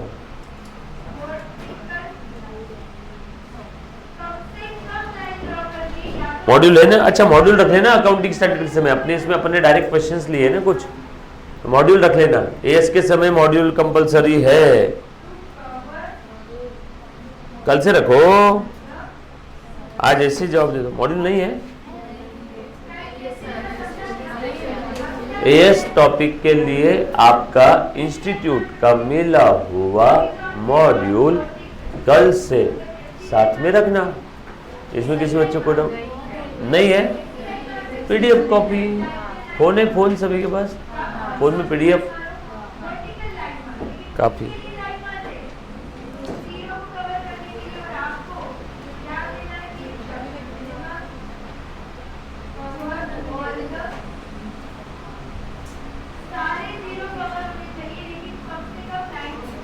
बच्चों, ए बच्चों, हाँ बोल रहे, किसी ने आवाज़ दे रहे बेटा, मुझे ऐसा क्यों लगता है आप लोग बीच बीच में आवाज़ देते रहते हो। लास्ट वाला सेक्शन, ये देखो क्या लोग है ना यार, इसमें क्लियर कट दिया हुआ है कौन कौन से स्टैंडर्ड है, दिख रहा है क्या AS3।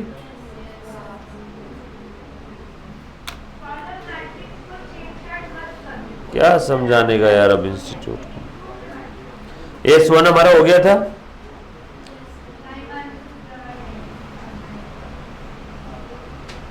अब आ जाओ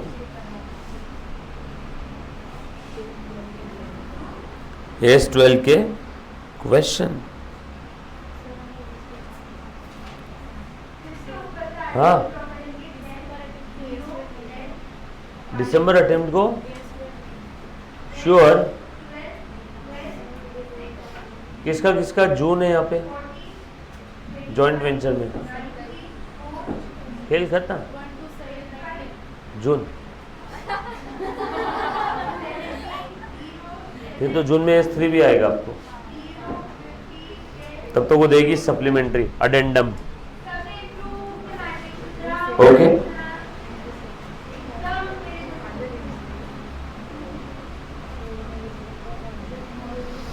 या चलो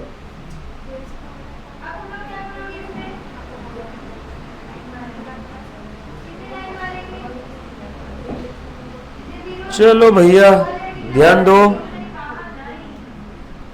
डिलिमिटेड रिसीव डेट, मुन्ना सबने अच्छे से जवाब देना है, और जो भी ज्ञान आपको मिला है S12 का, उस ज्ञान को मद्देनजर रखते हुए सभी ने जवाब देना है। चेक करना, शायद ये क्वेश्चन मैंने लिए होंगे नोट्स में, बाद में चेक कर लेना। अभी चलो मॉड्यूल दिख रहा है सभी को, स्क्रीन गोली मारो, सब स्क्रीन दिख रही है, ये देख के तो जवाब दो, बंद कर दो सारे नोट्स और जवाब देना है फटाफट से।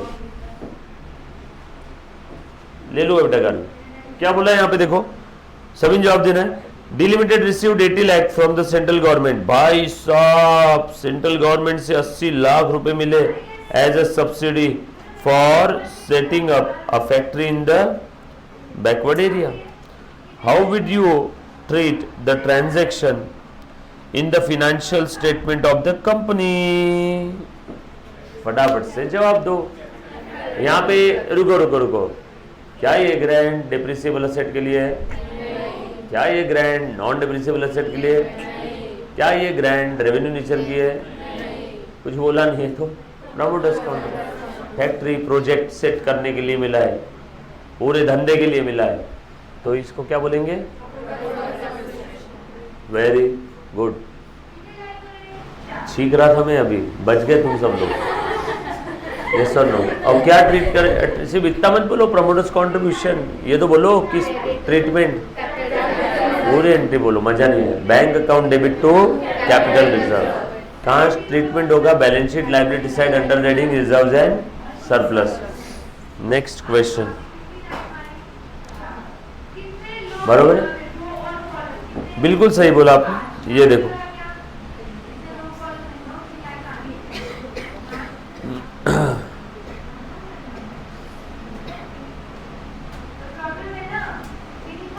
और आपको ये वापस भी नहीं करना है, प्रमोटर्स कंट्रीब्यूशन है, फैक्ट्री सेट करने के लिए दिया है, फैक्ट्री सेट कर लिया, ग्रैंड तुम्हारी, इसलिए रिजर्व सरप्लस में कैपिटल रिजर्व में दिखा देंगे। Big box company a startup purchase on 1 April 2020 a machinery worth ₹44,85,000। Company ने मशीन खरीद लिया 44,85,000 का, ध्यान देना। In relation to which it received 7,35,000 as a grant from Government of India. भाई साहब, the company decided to treat this grant as a capital receipt. It is estimated that the realizable value of the machine at the end of useful life of 4 years is 15,36,000. उसके बाद during the financial year 22-23 the grant became refundable as a startup company fail to comply with the necessary terms and condition. भाई साहब, कितने साल बाद refundable है बेटा? After 4 year. You are required to calculate the amount of depreciation that is to be charge to the profit and loss account for the year 22-23 and 23-24, given that a company follows straight line method of depreciation. भाई साहब बोलो क्या करे, कैसे करे? कब मिला grant? 1 अप्रैल 2020। बोलो, दो अल्टरनेटिव थे, या तो असेट की वैल्यू से कम करो या तो बैलेंस शीट के लायबिलिटी साइड के अंदर में दिखा दो। असेट की वैल्यू से कम कर दो, वो ज़्यादा इजी तरीका रहता है ना। लायबिलिटी में भी दिखा सकते, वो भी इससे भी ज़्यादा इजी है। फिर आपको लायबिलिटी का हर साल को डिप्रिसिएशन के प्रोपोर्शन में P&L के क्रेडिट में ट्रांसफर करना है।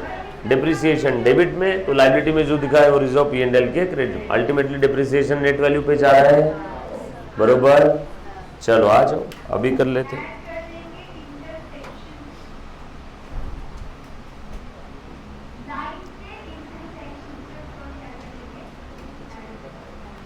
शेट मैन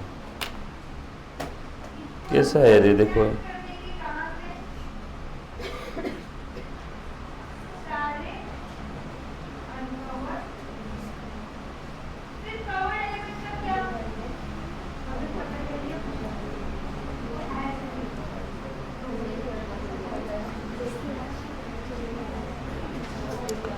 हाँ यही था ना वो,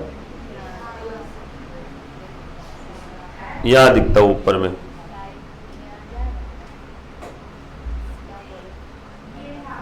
क्या हुआ बेटा? सर स्क्रीन नहीं दिख रही है।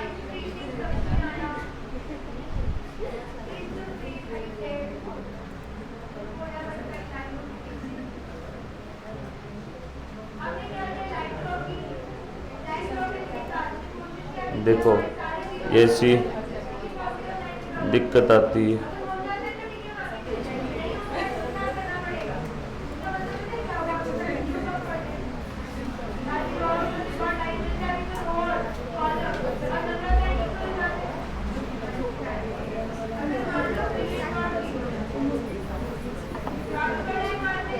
ठीक है, आ जाओ।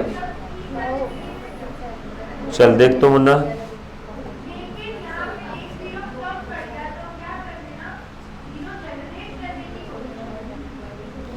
चलो बताओ ट्रीटमेंट क्या रहेगा।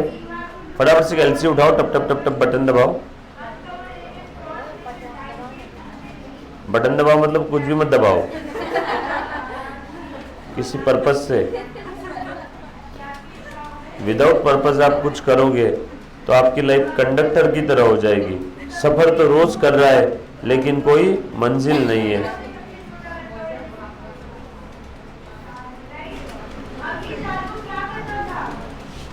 आज ले रहे मुन्ना, 1/4/2020 कितने की थी मशीन? 44,85,000। लेस ग्रांट मिल गया, असेट की वैल्यू से कम कर दो, पक्का। बोलो असेट का बैलेंस कितना बचा? 37,50,000। ओके, हाँ उसके बाद आगे कब है ईयर एंड बताओ तो? 22-23 है, मतलब नेक्स्ट ईयर, मतलब 31 मार्च ऑफ द नेक्स्ट ईयर होगा ना। Minus depreciation for first year. ये पहला साल कौन सा था? 20-21। दूसरा साल कौन सा है? 21-22। डिप्रिसिएशन का मेथड रेट कुछ दिया है? यो दिया है, सो निकालो। Working note number 1, depreciation 37,50,000। Scrap value कितना है बेटा इसका? 15,36,000 अपॉन यूजफुल लाइफ 4 साल 5 लाख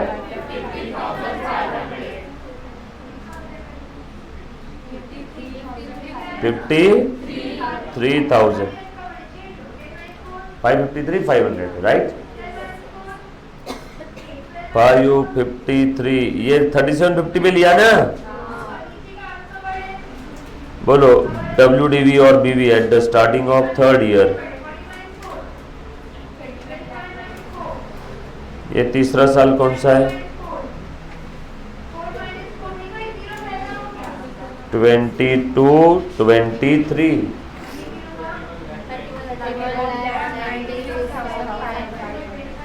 आज कितना बचा है बेटा? ये कौन सी तारीख है? 1/4/22। 31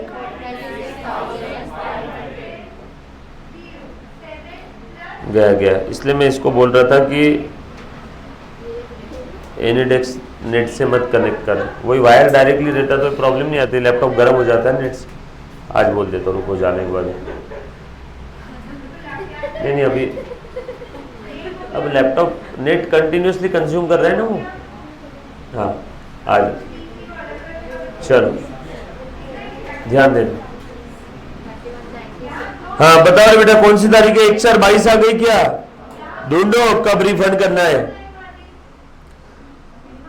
ड्यूरिंग द फाइनेंशियल ईयर 22-23 है। ओहो यही तो है। Grant become refundable as a startup company failed to comply with the necessary terms and condition.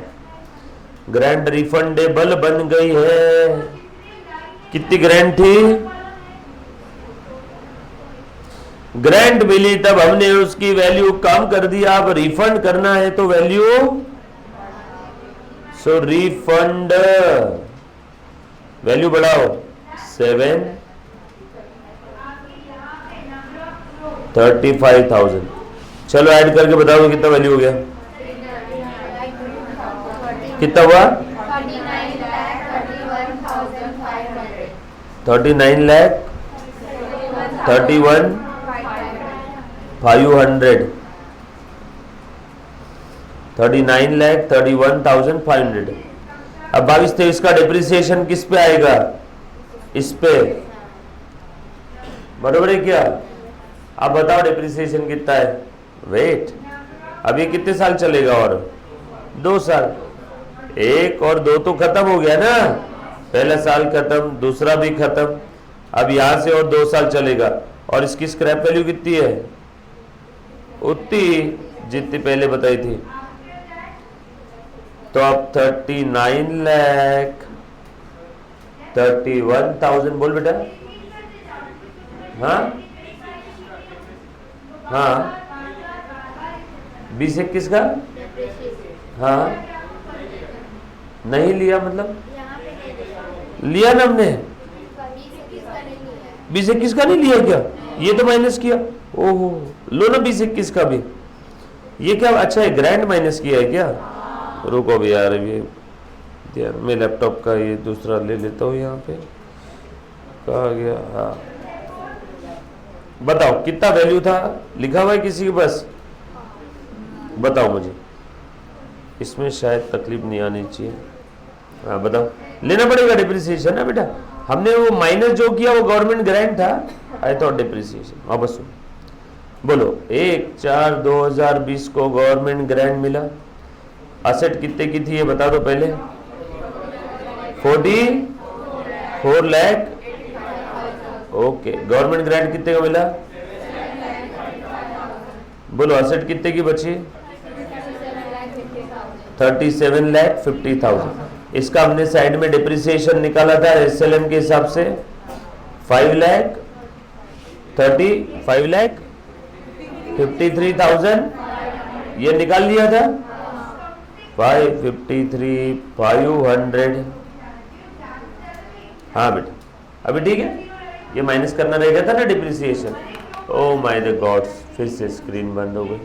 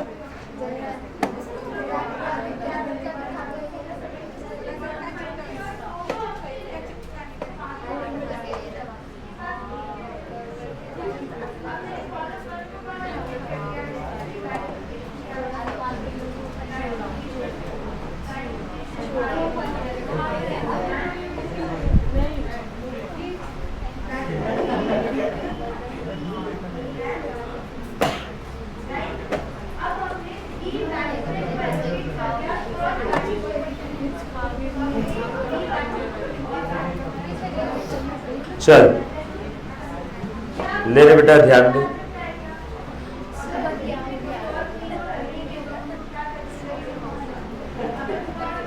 हाँ, ओ इधर काम नहीं कर रहा है। लो बताओ, ये था आपका 20-21, अब है 21-22। बोल बीवी और WDV 30।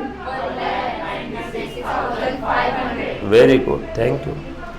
21-22 का डिप्रिसिएशन अगेन 553 500, स्ट्रेट लाइन है ना। और वो असेट पहली दिन खरीदा था हमने, तो पूरे साल का डिप्रिसिएशन आया दोनों साल में। बोलो कितना बचा? ये कब की वैल्यू है? 1/4/2022 की। ये कब की थी? 1/4/2021। ये कब लिया था? 1/4/2020 को। ये भी कब मिला? 1/4/2020 को। ये था फर्स्ट ईयर, ये था सेकेंड ईयर, और अब है,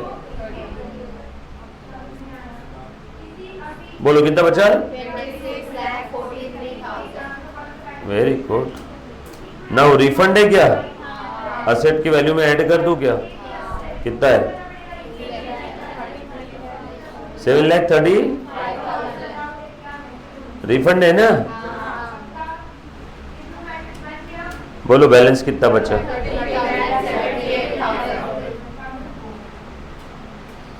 बोलो अभी और कितना साल चलेगा?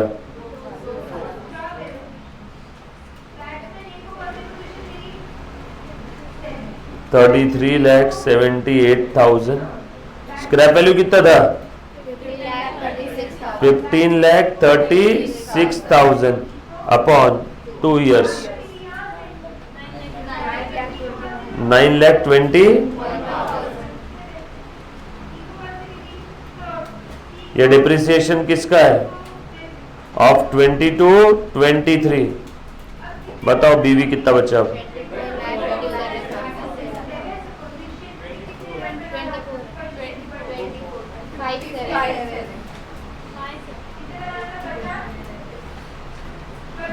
कुछ था इसमें? Easy PG. जो हमने अंग्रेजी में पढ़ा था उसी को हमने मैथमेटिकली यहाँ पे अप्लाई करके लिख दी। चलो आगे स्क्रॉल कर दो, इसको लिख लो। लिखना है तो लिख सकते हो, ऐसे मॉडल आंसर दिया भी है, लिख लोगे तो भी चलेगा।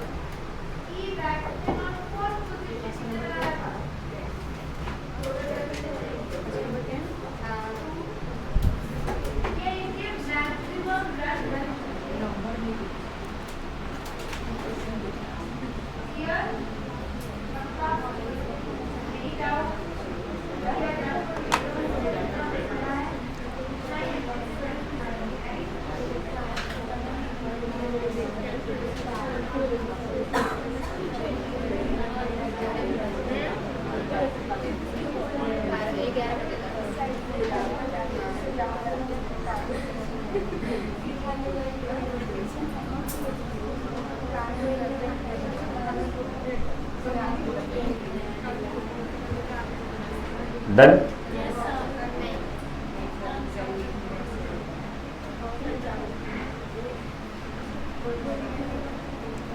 ओके करो बेटा, चेंज करो।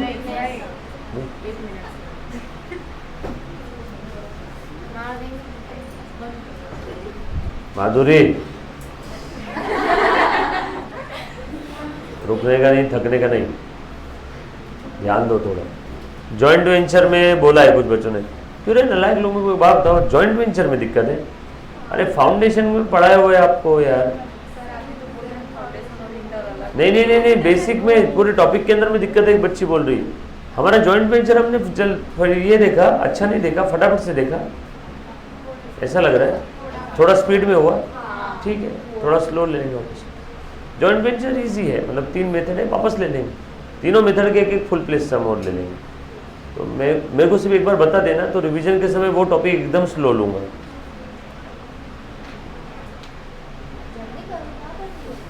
लिखा कैसे करती रहे?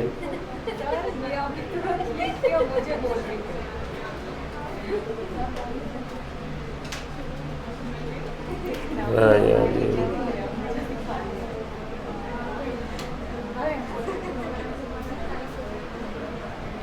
चलो अगला क्वेश्चन।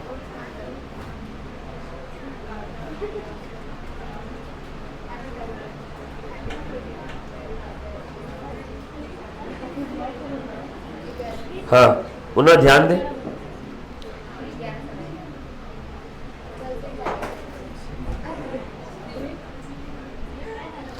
अच्छा डायरेक्टली अब ये बोल रहा है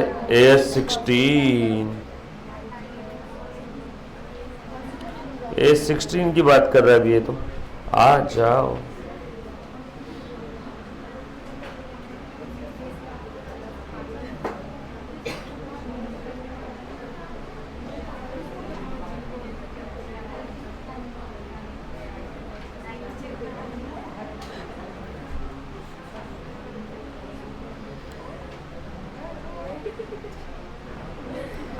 आ जाओ।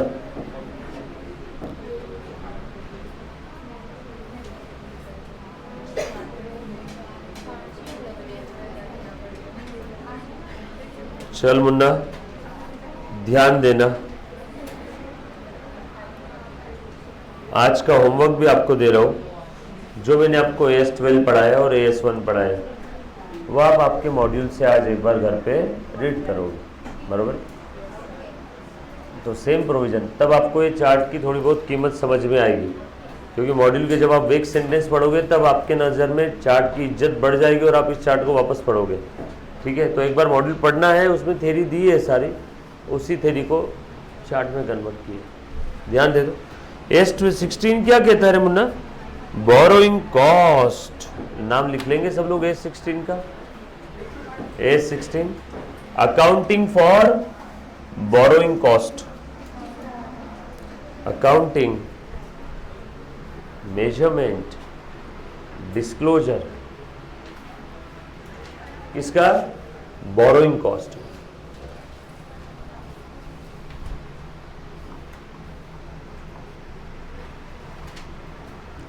क्या होती है रे बेटा बोरोइंग कॉस्ट? फटाफट से बता दो anybody. Borrowing cost sir loan लेने के लिए हमने ब्रोकरेज वगैरह पे किया, प्रोसेसिंग फीस पे किया, बोरोइंग कॉस्ट। लोन लेने के लिए स्टैम्प ड्यूटी चार्जेस पे कर दिया। सर स्टैम्प ड्यूटी, हाँ बैंक से लोन लो 50 लाख का, बैंक गवर्नमेंट के ऑफिस में रजिस्ट्री करवाती है उस लोन के डॉक्यूमेंट्स को। रजिस्ट्री करवाने के लिए आपको क्या चार्जेस देने पड़ते हैं? Stamp duty. यस और सो लोन के लिए जो भी आपने चार्जेस पे किए, processing fees, stamp duty charges, तो वो सब आपकी बोरोइंग कॉस्ट है। बट यहाँ पे सारे बोरोइंग कॉस्ट की बात नहीं चल रही है, यहाँ पे सिर्फ कौन से बोरोइंग कॉस्ट की बात चल रही है? वो असेट्स जो तैयार होने के लिए सब्सटेंशियल पीरियड ऑफ टाइम लेती है। मतलब ऐसी एसेट जिसको रेडी फॉर यूज करने के लिए सब्सटेंशियल पीरियड ऑफ टाइम जाता है। फॉर एग्जाम्पल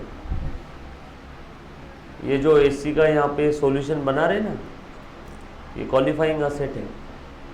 अगर इसको तैयार करने के लिए 12 महीने या उससे ज़्यादा समय लगता है तो सो ऐसी एसेट जिसको रेडी फॉर यूज़ के लिए सब्सटेंशियल पीरियड ऑफ टाइम लगता है। सब लोग ऐसे बोलो, सब्सटेंशियल पीरियड ऑफ टाइम लगता है।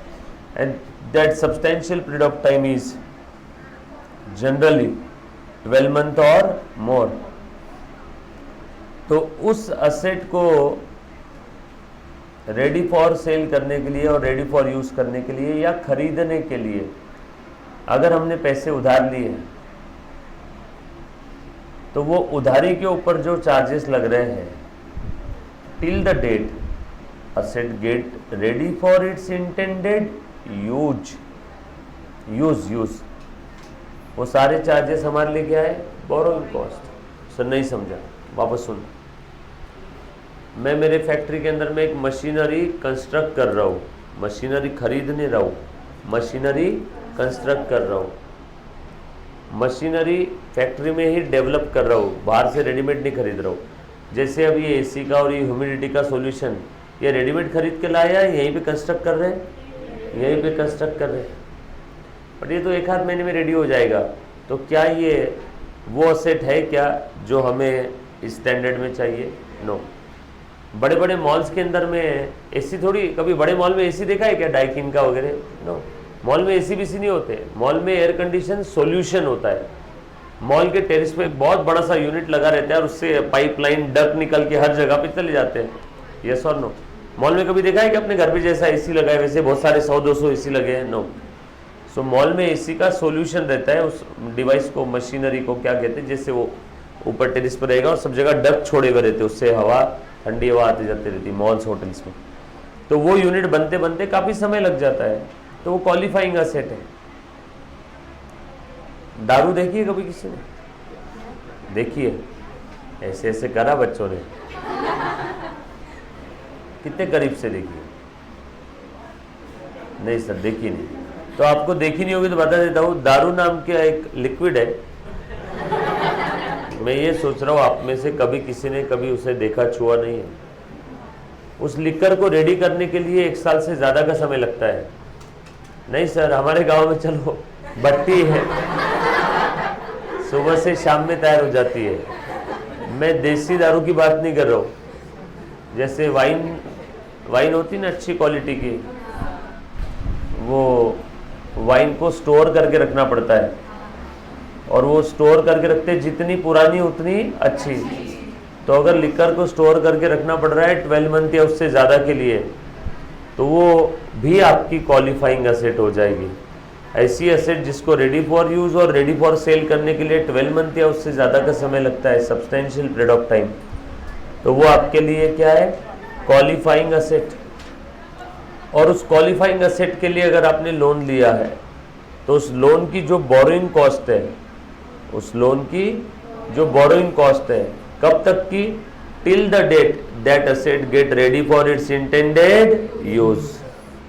रेडी फॉर यूज के बाद वाली नहीं, till the date asset get ready for that intended use.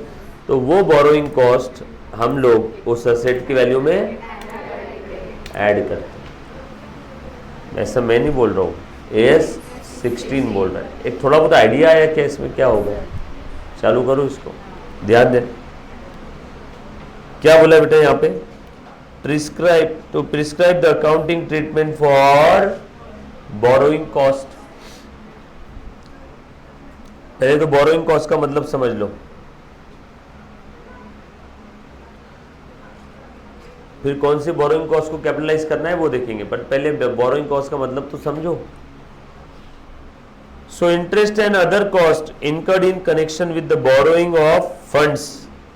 जो फंड्स को बोरो करने के लिए आपने कॉस्ट इनकर किया है, may be direct cost, may be ancillary और इंसिडेंटल कॉस्ट, जैसे कि interest and commitment charges borrowing cost है। लोन बोरो करते तो बदले में क्या देते हैं? Interest, BC, borrowing cost. Next, amortisation of discount और प्रीमियम ऑन लोन। सर अब ये क्या चीज है? डिबेंचर ये लोन है, बोरोइंग है। 100 रुपए के डिबेंचर को हमने डिबेंचर इशू करते समय बोला था कि इसका रिडम्पशन प्रीमियम पे होगा 10%, तो वो रिडम्पशन के समय कितने पैसे देना है? 110। 100 रुपए के डिबेंचर के लिए कितना देना है? 110। कितना एक्स्ट्रा देना है? आपका प्रीमियम ऑन रिडम्पशन है क्या? एक प्रकार से आपकी लॉस, आपकी कॉस्ट है क्या वो? तो ये वही प्रीमियम है। डिबेंचर इज अ लोन ना, प्रीमियम ऑन लोन, तो वो भी तो आपकी बोरोइंग कॉस्ट ही है। 100 का लोन आप प्रिंसिपल मुद्दल वापस कितना कर रहे हो? 110। ब्याज, इंटरेस्ट तो दे रहे हो, इंटरेस्ट के अलावा प्रिंसिपल एक्स्ट्रा रिटर्न कर रहे हो। कभी कभी उल्टा भी हो जाता है, डिस्काउंट मिल जाता है इसके ऊपर, तो आपकी कॉस्ट कम हो जाएगी। प्रीमियम दिया तो कॉस्ट बढ़ जाएगी, right. Amortisation of ancillary cost. Ancillary cost, debenture issue कर रहे हैं, बैंक से लोन ले रहे हैं तो उसके लिए प्रोसेसिंग फीस देते हैं। डिबेंचर इशू करना है, सेबी को फीस देना है। डिबेंचर इशू करना है, अंडर राइटर्स को कमीशन दे रहे हैं। Yes or no? Ancillary cost. उसको भी धीरे धीरे राइट ऑफ करना है, अमोर्टाइज करना है, तीन का खत्म करना है, यानी अमोर्टाइज करना है, यानी P&L के डेबिट में डालना है। जब तक वो अमोर्टाइज नहीं हो जाती तब तक वो कॉस्ट कहाँ दिखेगी? बैलेंस शीट के असेट में। बट कौन से हेडिंग में? Under the heading miscellaneous expenditure. Sir क्यों? क्योंकि वो असेट बेच के 0 पैसा आएगा। धंधा शुरू करने के लिए प्रिलिमिनरी एक्सपेंस इनकर किया, पूजा होम हवन करवाया, बताओ वो पूजा होम हवन आगे बेच सकते हैं क्या? बट फिर भी उसको बैलेंस शीट के असेट में दिखाते हैं। क्यों?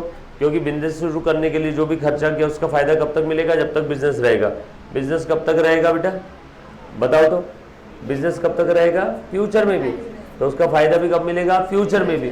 तो उस डेफिनेशन के हिसाब से प्रिलिमिनरी एक्सपेंस को मैंने कहाँ पे दिखा दिया? असेट में। Yes or no?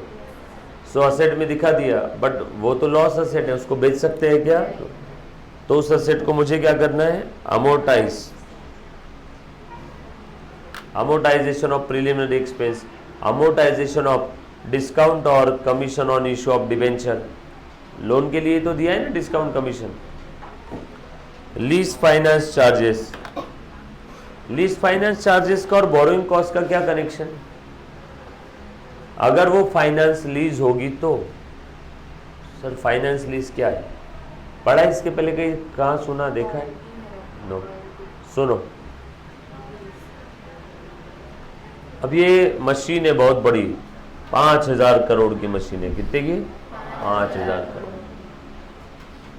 ये मशीन मेरे फैक्ट्री में इंस्टॉल है, हिलती भी नहीं है जगह से, फिक्स है एकदम। मुझे अर्जेंट पैसे चाहिए 3000 करोड़। मैं 10 बैंकों के पास घूम के आ गया, एक भी बैंक ने मुझे लोन नहीं दिया। फिर मुझे ये मिली, ये बहुत बड़ी पार्टी है, इसके बाद दबा के पैसा रखा हुआ एकदम। तो मैं इसके पास गया, सुन एक काम कर, ये असेट मैं तुझे बेच देता हूँ। ये बोले ठीक है, आगे बोला तुम मुझे 3000 करोड़ दे दो। ये बोली ठीक है, आगे। फिर ये बोली असेट को क्या मैं अचार डालूँ क्या लेके? मेरे बेडरूम में लगाओ इतनी बड़ी असेट को, बिल्डिंग की उतनी बड़ी असेट को। बोला ठीक है, मैं बता दो आगे क्या करना है। इसको असेट बेच दिया और इससे कितने ले लिया? 3000 करोड़। डॉक्यूमेंट साइन कर दिया। फिर ये बोली असेट तो दो। बोला असेट वही लगी है ना, देख यहाँ फिट है, निकलती नहीं है। तो एक काम कर, असेट मैंने तुझे बेच दिया ना, तूने 3000 करोड़ भी दे दिए, मेरा पैसे का काम हो गया। ये असेट तेरी है ना, अभी तेरी है ना असेट, तो सेम असेट मुझे लीज पे दे दे। Sale and lease back. बोलो, sale and lease back. Asset का एक स्क्रू नहीं खुला यहाँ से, असेट जगह पे ही है। बस असेट बेच भी दी, असेट वापस भाड़े पे भी ले ली, मेरे पास पैसे भी आ गए। बोलो, मुझे अब कोई बैंक में जाने की जरूरत है क्या? तो तुम लोगों को बेवकूफ़ मत बनाओ। ये लीज का ट्रांजैक्शन नहीं है, ये सेल का ट्रांजैक्शन नहीं है। ये एक्चुअल में तुमने पैसे उधार लिए उससे, और तुम इसे दिखा रहे हो लीज, तुम इसे दिखा रहे हो सेल एंड लीज। ये सेल लीज नहीं है। तुमने सीधा सीधा इस पार्टी से 3000 करोड़ उधार लिए, बदले में गारंटी के तौर पे क्या दिया? असेट। तो तुम लोगों को बेवकूफ़ मत बनाओ, ये बोरोइंग है। इसीलिए भले ही लीज शब्द यहाँ पे लिखा हुआ है, लेकिन हम उसे अंदर की बात धीरे से क्या बोलेंगे उसको? बोरोइंग। ऐसी कौन सी लीज को बोरोइंग बोलते हैं सर? Finance lease. मैंने असेट बेच के इससे लीज पे नहीं लिया, मैंने उस असेट के भरोसे इससे फाइनेंस करवाया। कितने का फाइनेंस करवाया? 3000 करोड़ का फाइनेंस करवाया, लोन रे, राइट। और लोगों को, शेयर होल्डर्स को दिखाने के लिए मैं क्या बता रहा हूँ? असेट बेच दिया और सेम असेट लीज पे लिया। तो इसको लीज में मत डालो, जो भी है ना इससे रिलेटेड जो भी कॉस्ट लगी, फाइनेंस लीज, आप उसे कहाँ डाल दोगे? बोरोइंग कॉस्ट के हिसाब से ट्रीटमेंट दोगे। उसका AS 19 के हिसाब से ट्रीटमेंट नहीं रहेगा, उसका ट्रीटमेंट रहेगा बोरोइंग के हिसाब से। कुछ बात समझ आई क्या? सो ये सब बोरोइंग कॉस्ट है रे मुन्ना, लोन लेने के लिए जो भी आपको खर्च। Exchange difference relating to foreign currency borrowing, ये तो बड़ा ही प्यारा है, AS 11 में भी वापस आएगा। आपने फॉरेन करेंसी में लोन लिया, बच्चे ध्यान देना, आपने कौन सी करेंसी में लोन लिया? फॉरेन करेंसी में। ये लंदन में है, इससे मैंने 1 लाख UK डॉलर लिए और इसको बोला 2 महीने बाद में 1 लाख UK डॉलर वापस करूँगा। इसको क्या चाहिए? डॉलर। इसको रुपी से कोई मतलब है क्या? ये देखो, अरे वो पेन ठीक से नहीं चल रहा है। ये ले स्माइल। तो इससे मैंने लिया 1 लाख यूके डॉलर। वो नैनेश्वर आएगा ना, उसको बोल मेरी इमेज बिगड़ गई, बोलना कैप्चर कार्ड लगा आज के आज इधर। मैं एक बार जाते थे बोल देता हूँ। एक्चुअली मैंने कल बोला था, वो भूल गया शायद बेचारा, उसके ऊपर भी लोड है काफ़ी, उसकी गलती नहीं है। मैं एक बार बोलता हूँ, ध्यान देना। 1 लाख यूके डॉलर लिए, मुझे इसको वापस क्या करना है? 1 लाख यूके डॉलर। जिस दिन मैंने डॉलर लिया तब डॉलर का रेट था $1 इज इक्वल टू 50 रुपीज़। 2 महीने बाद वापस करना है। जिस दिन मैं डॉलर वापस करने के लिए मार्केट में डॉलर खरीदने गया तब $1 मुझे मिला 52 का। $1 कितने का मिला? 52 का। अब इसको क्या लेन देन डॉलर 52 का है कि 0 का है कि 5000 का है? ये क्या बोलेगी? 1 लाख डॉलर चाहिए। अब वो डॉलर तुम कितने में भी लाओ, चोरी करके लाओ, डाका डाल के लाओ, 55 का खरीदो, 52 का खरीदो, 50 का खरीदो, तो मुझे डॉलर के लिए कितना एक्स्ट्रा देना पड़ा है? 2 लाख। $1 के पीछे 2 रुपए, तो 1 लाख डॉलर के पीछे कितना एक्स्ट्रा गया?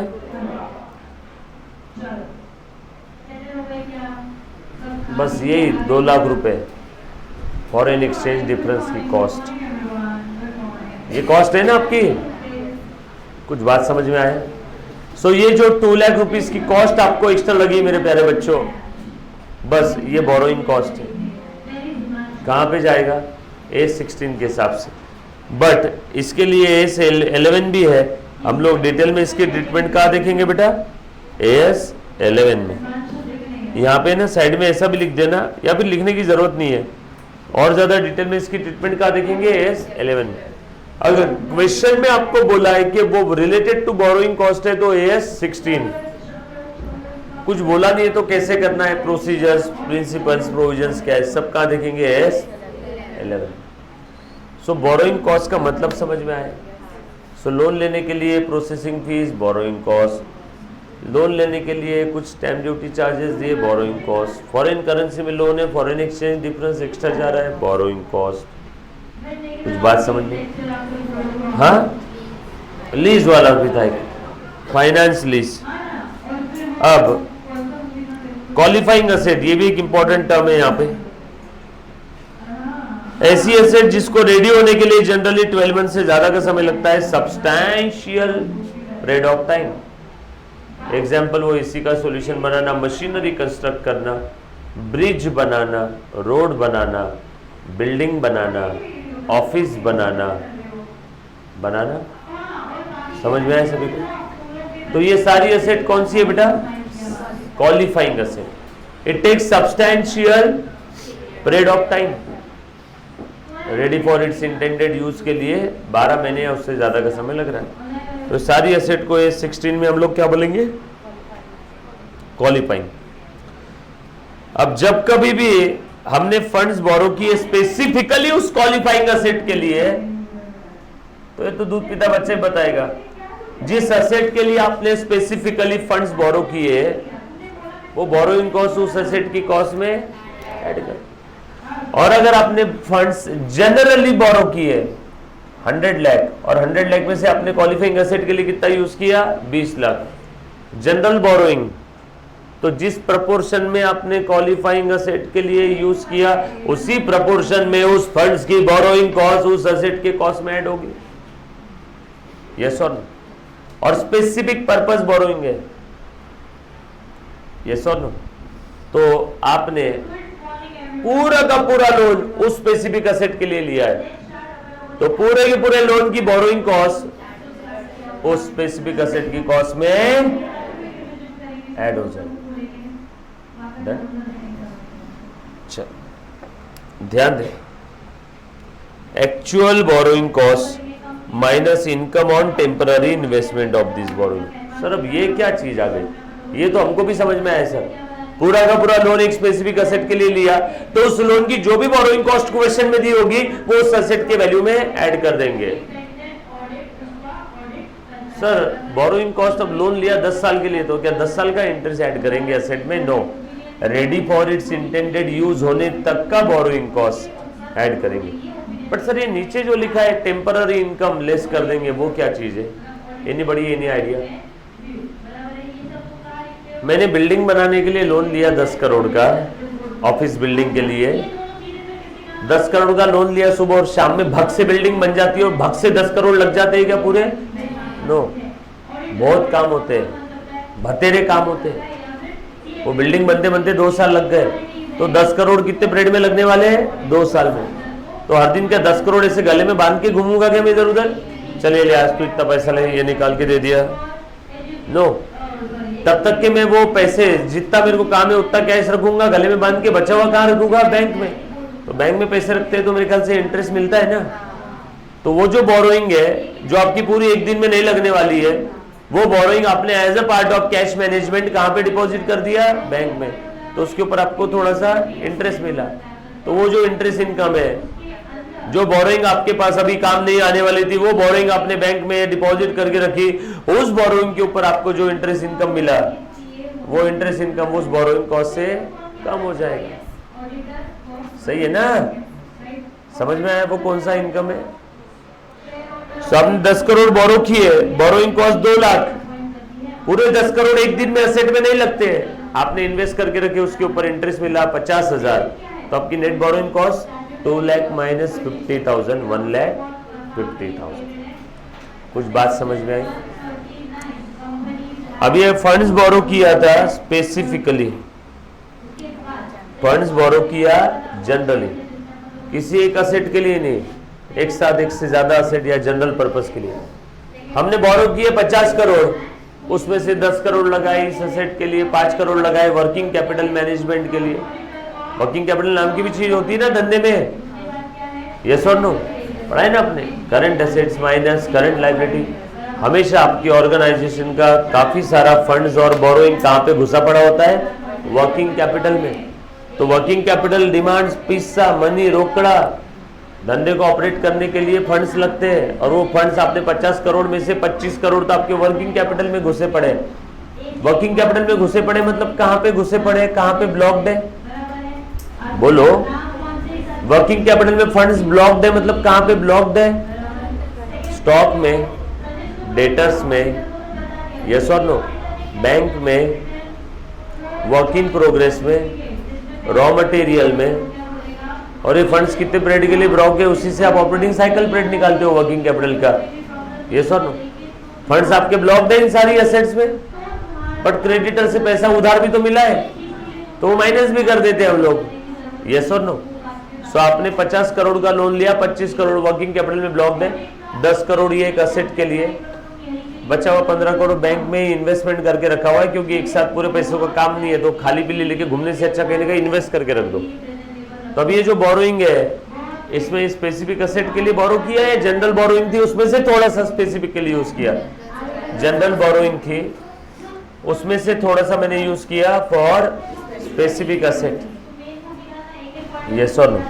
तो अब यहाँ पे क्या करेंगे? कॉमन सेंस, उस असेट में हम लोग उतनी कॉस्ट ऐड करेंगे जो प्रोपोर्शनेटली उस असेट के लिए यूज हो रहा है। देखो, apply the capitalisation rate to expenditure on QA. QA क्या है? Qualifying asset. सो उस असेट के वैल्यू में हम लोग कैपिटलाइज कर देंगे एक प्रोपोर्शनेट बेसिस पे, कोई तो एक रेट लगाएंगे। सर कैसे, कौन सा रेट? 50 करोड़ में से 10 करोड़ कितना परसेंट हो गया? 20%। 20% बोरोइंग कॉस्ट ले लेंगे इधर। आ जाओ, capitalization rate is the weighted average of borrowing cost that are outstanding during the period other than specific borrowing. भाई साहब, सर ये क्या चीज है? स्पेसिफिक बोरोइंग यहाँ नहीं दिख रहा है। जनरल बोरोइंग थी 50 करोड़, 50 करोड़ में से करंट पीरियड में कितनी आउटस्टैंडिंग है, उस आउटस्टैंडिंग अमाउंट के प्रपोर्शन में हम लोग यहाँ पे बोरोइंग कॉस्ट कैलकुलेट करेंगे। अब ये जो मैंने बोला ये हम लोग देखेंगे प्रैक्टिकल क्वेश्चन। सिर्फ अभी वर्ड ध्यान रखना, प्रोपोर्शनेट बेसिस। क्या बोला मैंने? प्रैक्टिकल क्वेश्चन में यही एक वर्ड में बार बार यूज करने वाला हो। डन। हर चीजें थ्योरी पढ़ के नहीं समझ में आती, कुछ प्रैक्टिकल क्वेश्चन में भी समझे। सर कब? आज ही देखेंगे हम लोग। उसके बाद capitalization do not exceed the borrowing cost incurred during the period. Common sense. आपने कोई तो प्रोपोर्शनेट रेट निकाल लिया और उस रेट से पता चला कि स्पेसिफिक इस पर्पस इस असेट के लिए हमने जो जनरल पर्पस में से जो लोन इस असेट के लिए मैंने यूज किया, तो मेरे रेट के हिसाब से इसके ऊपर बोरोइंग कॉस्ट आ रही है 1 लाख, लेकिन इतना तो इंटरेस्ट भी नहीं है इसका। इस फैन के लिए, इस असेट के लिए जितनी बोरोइंग यूज की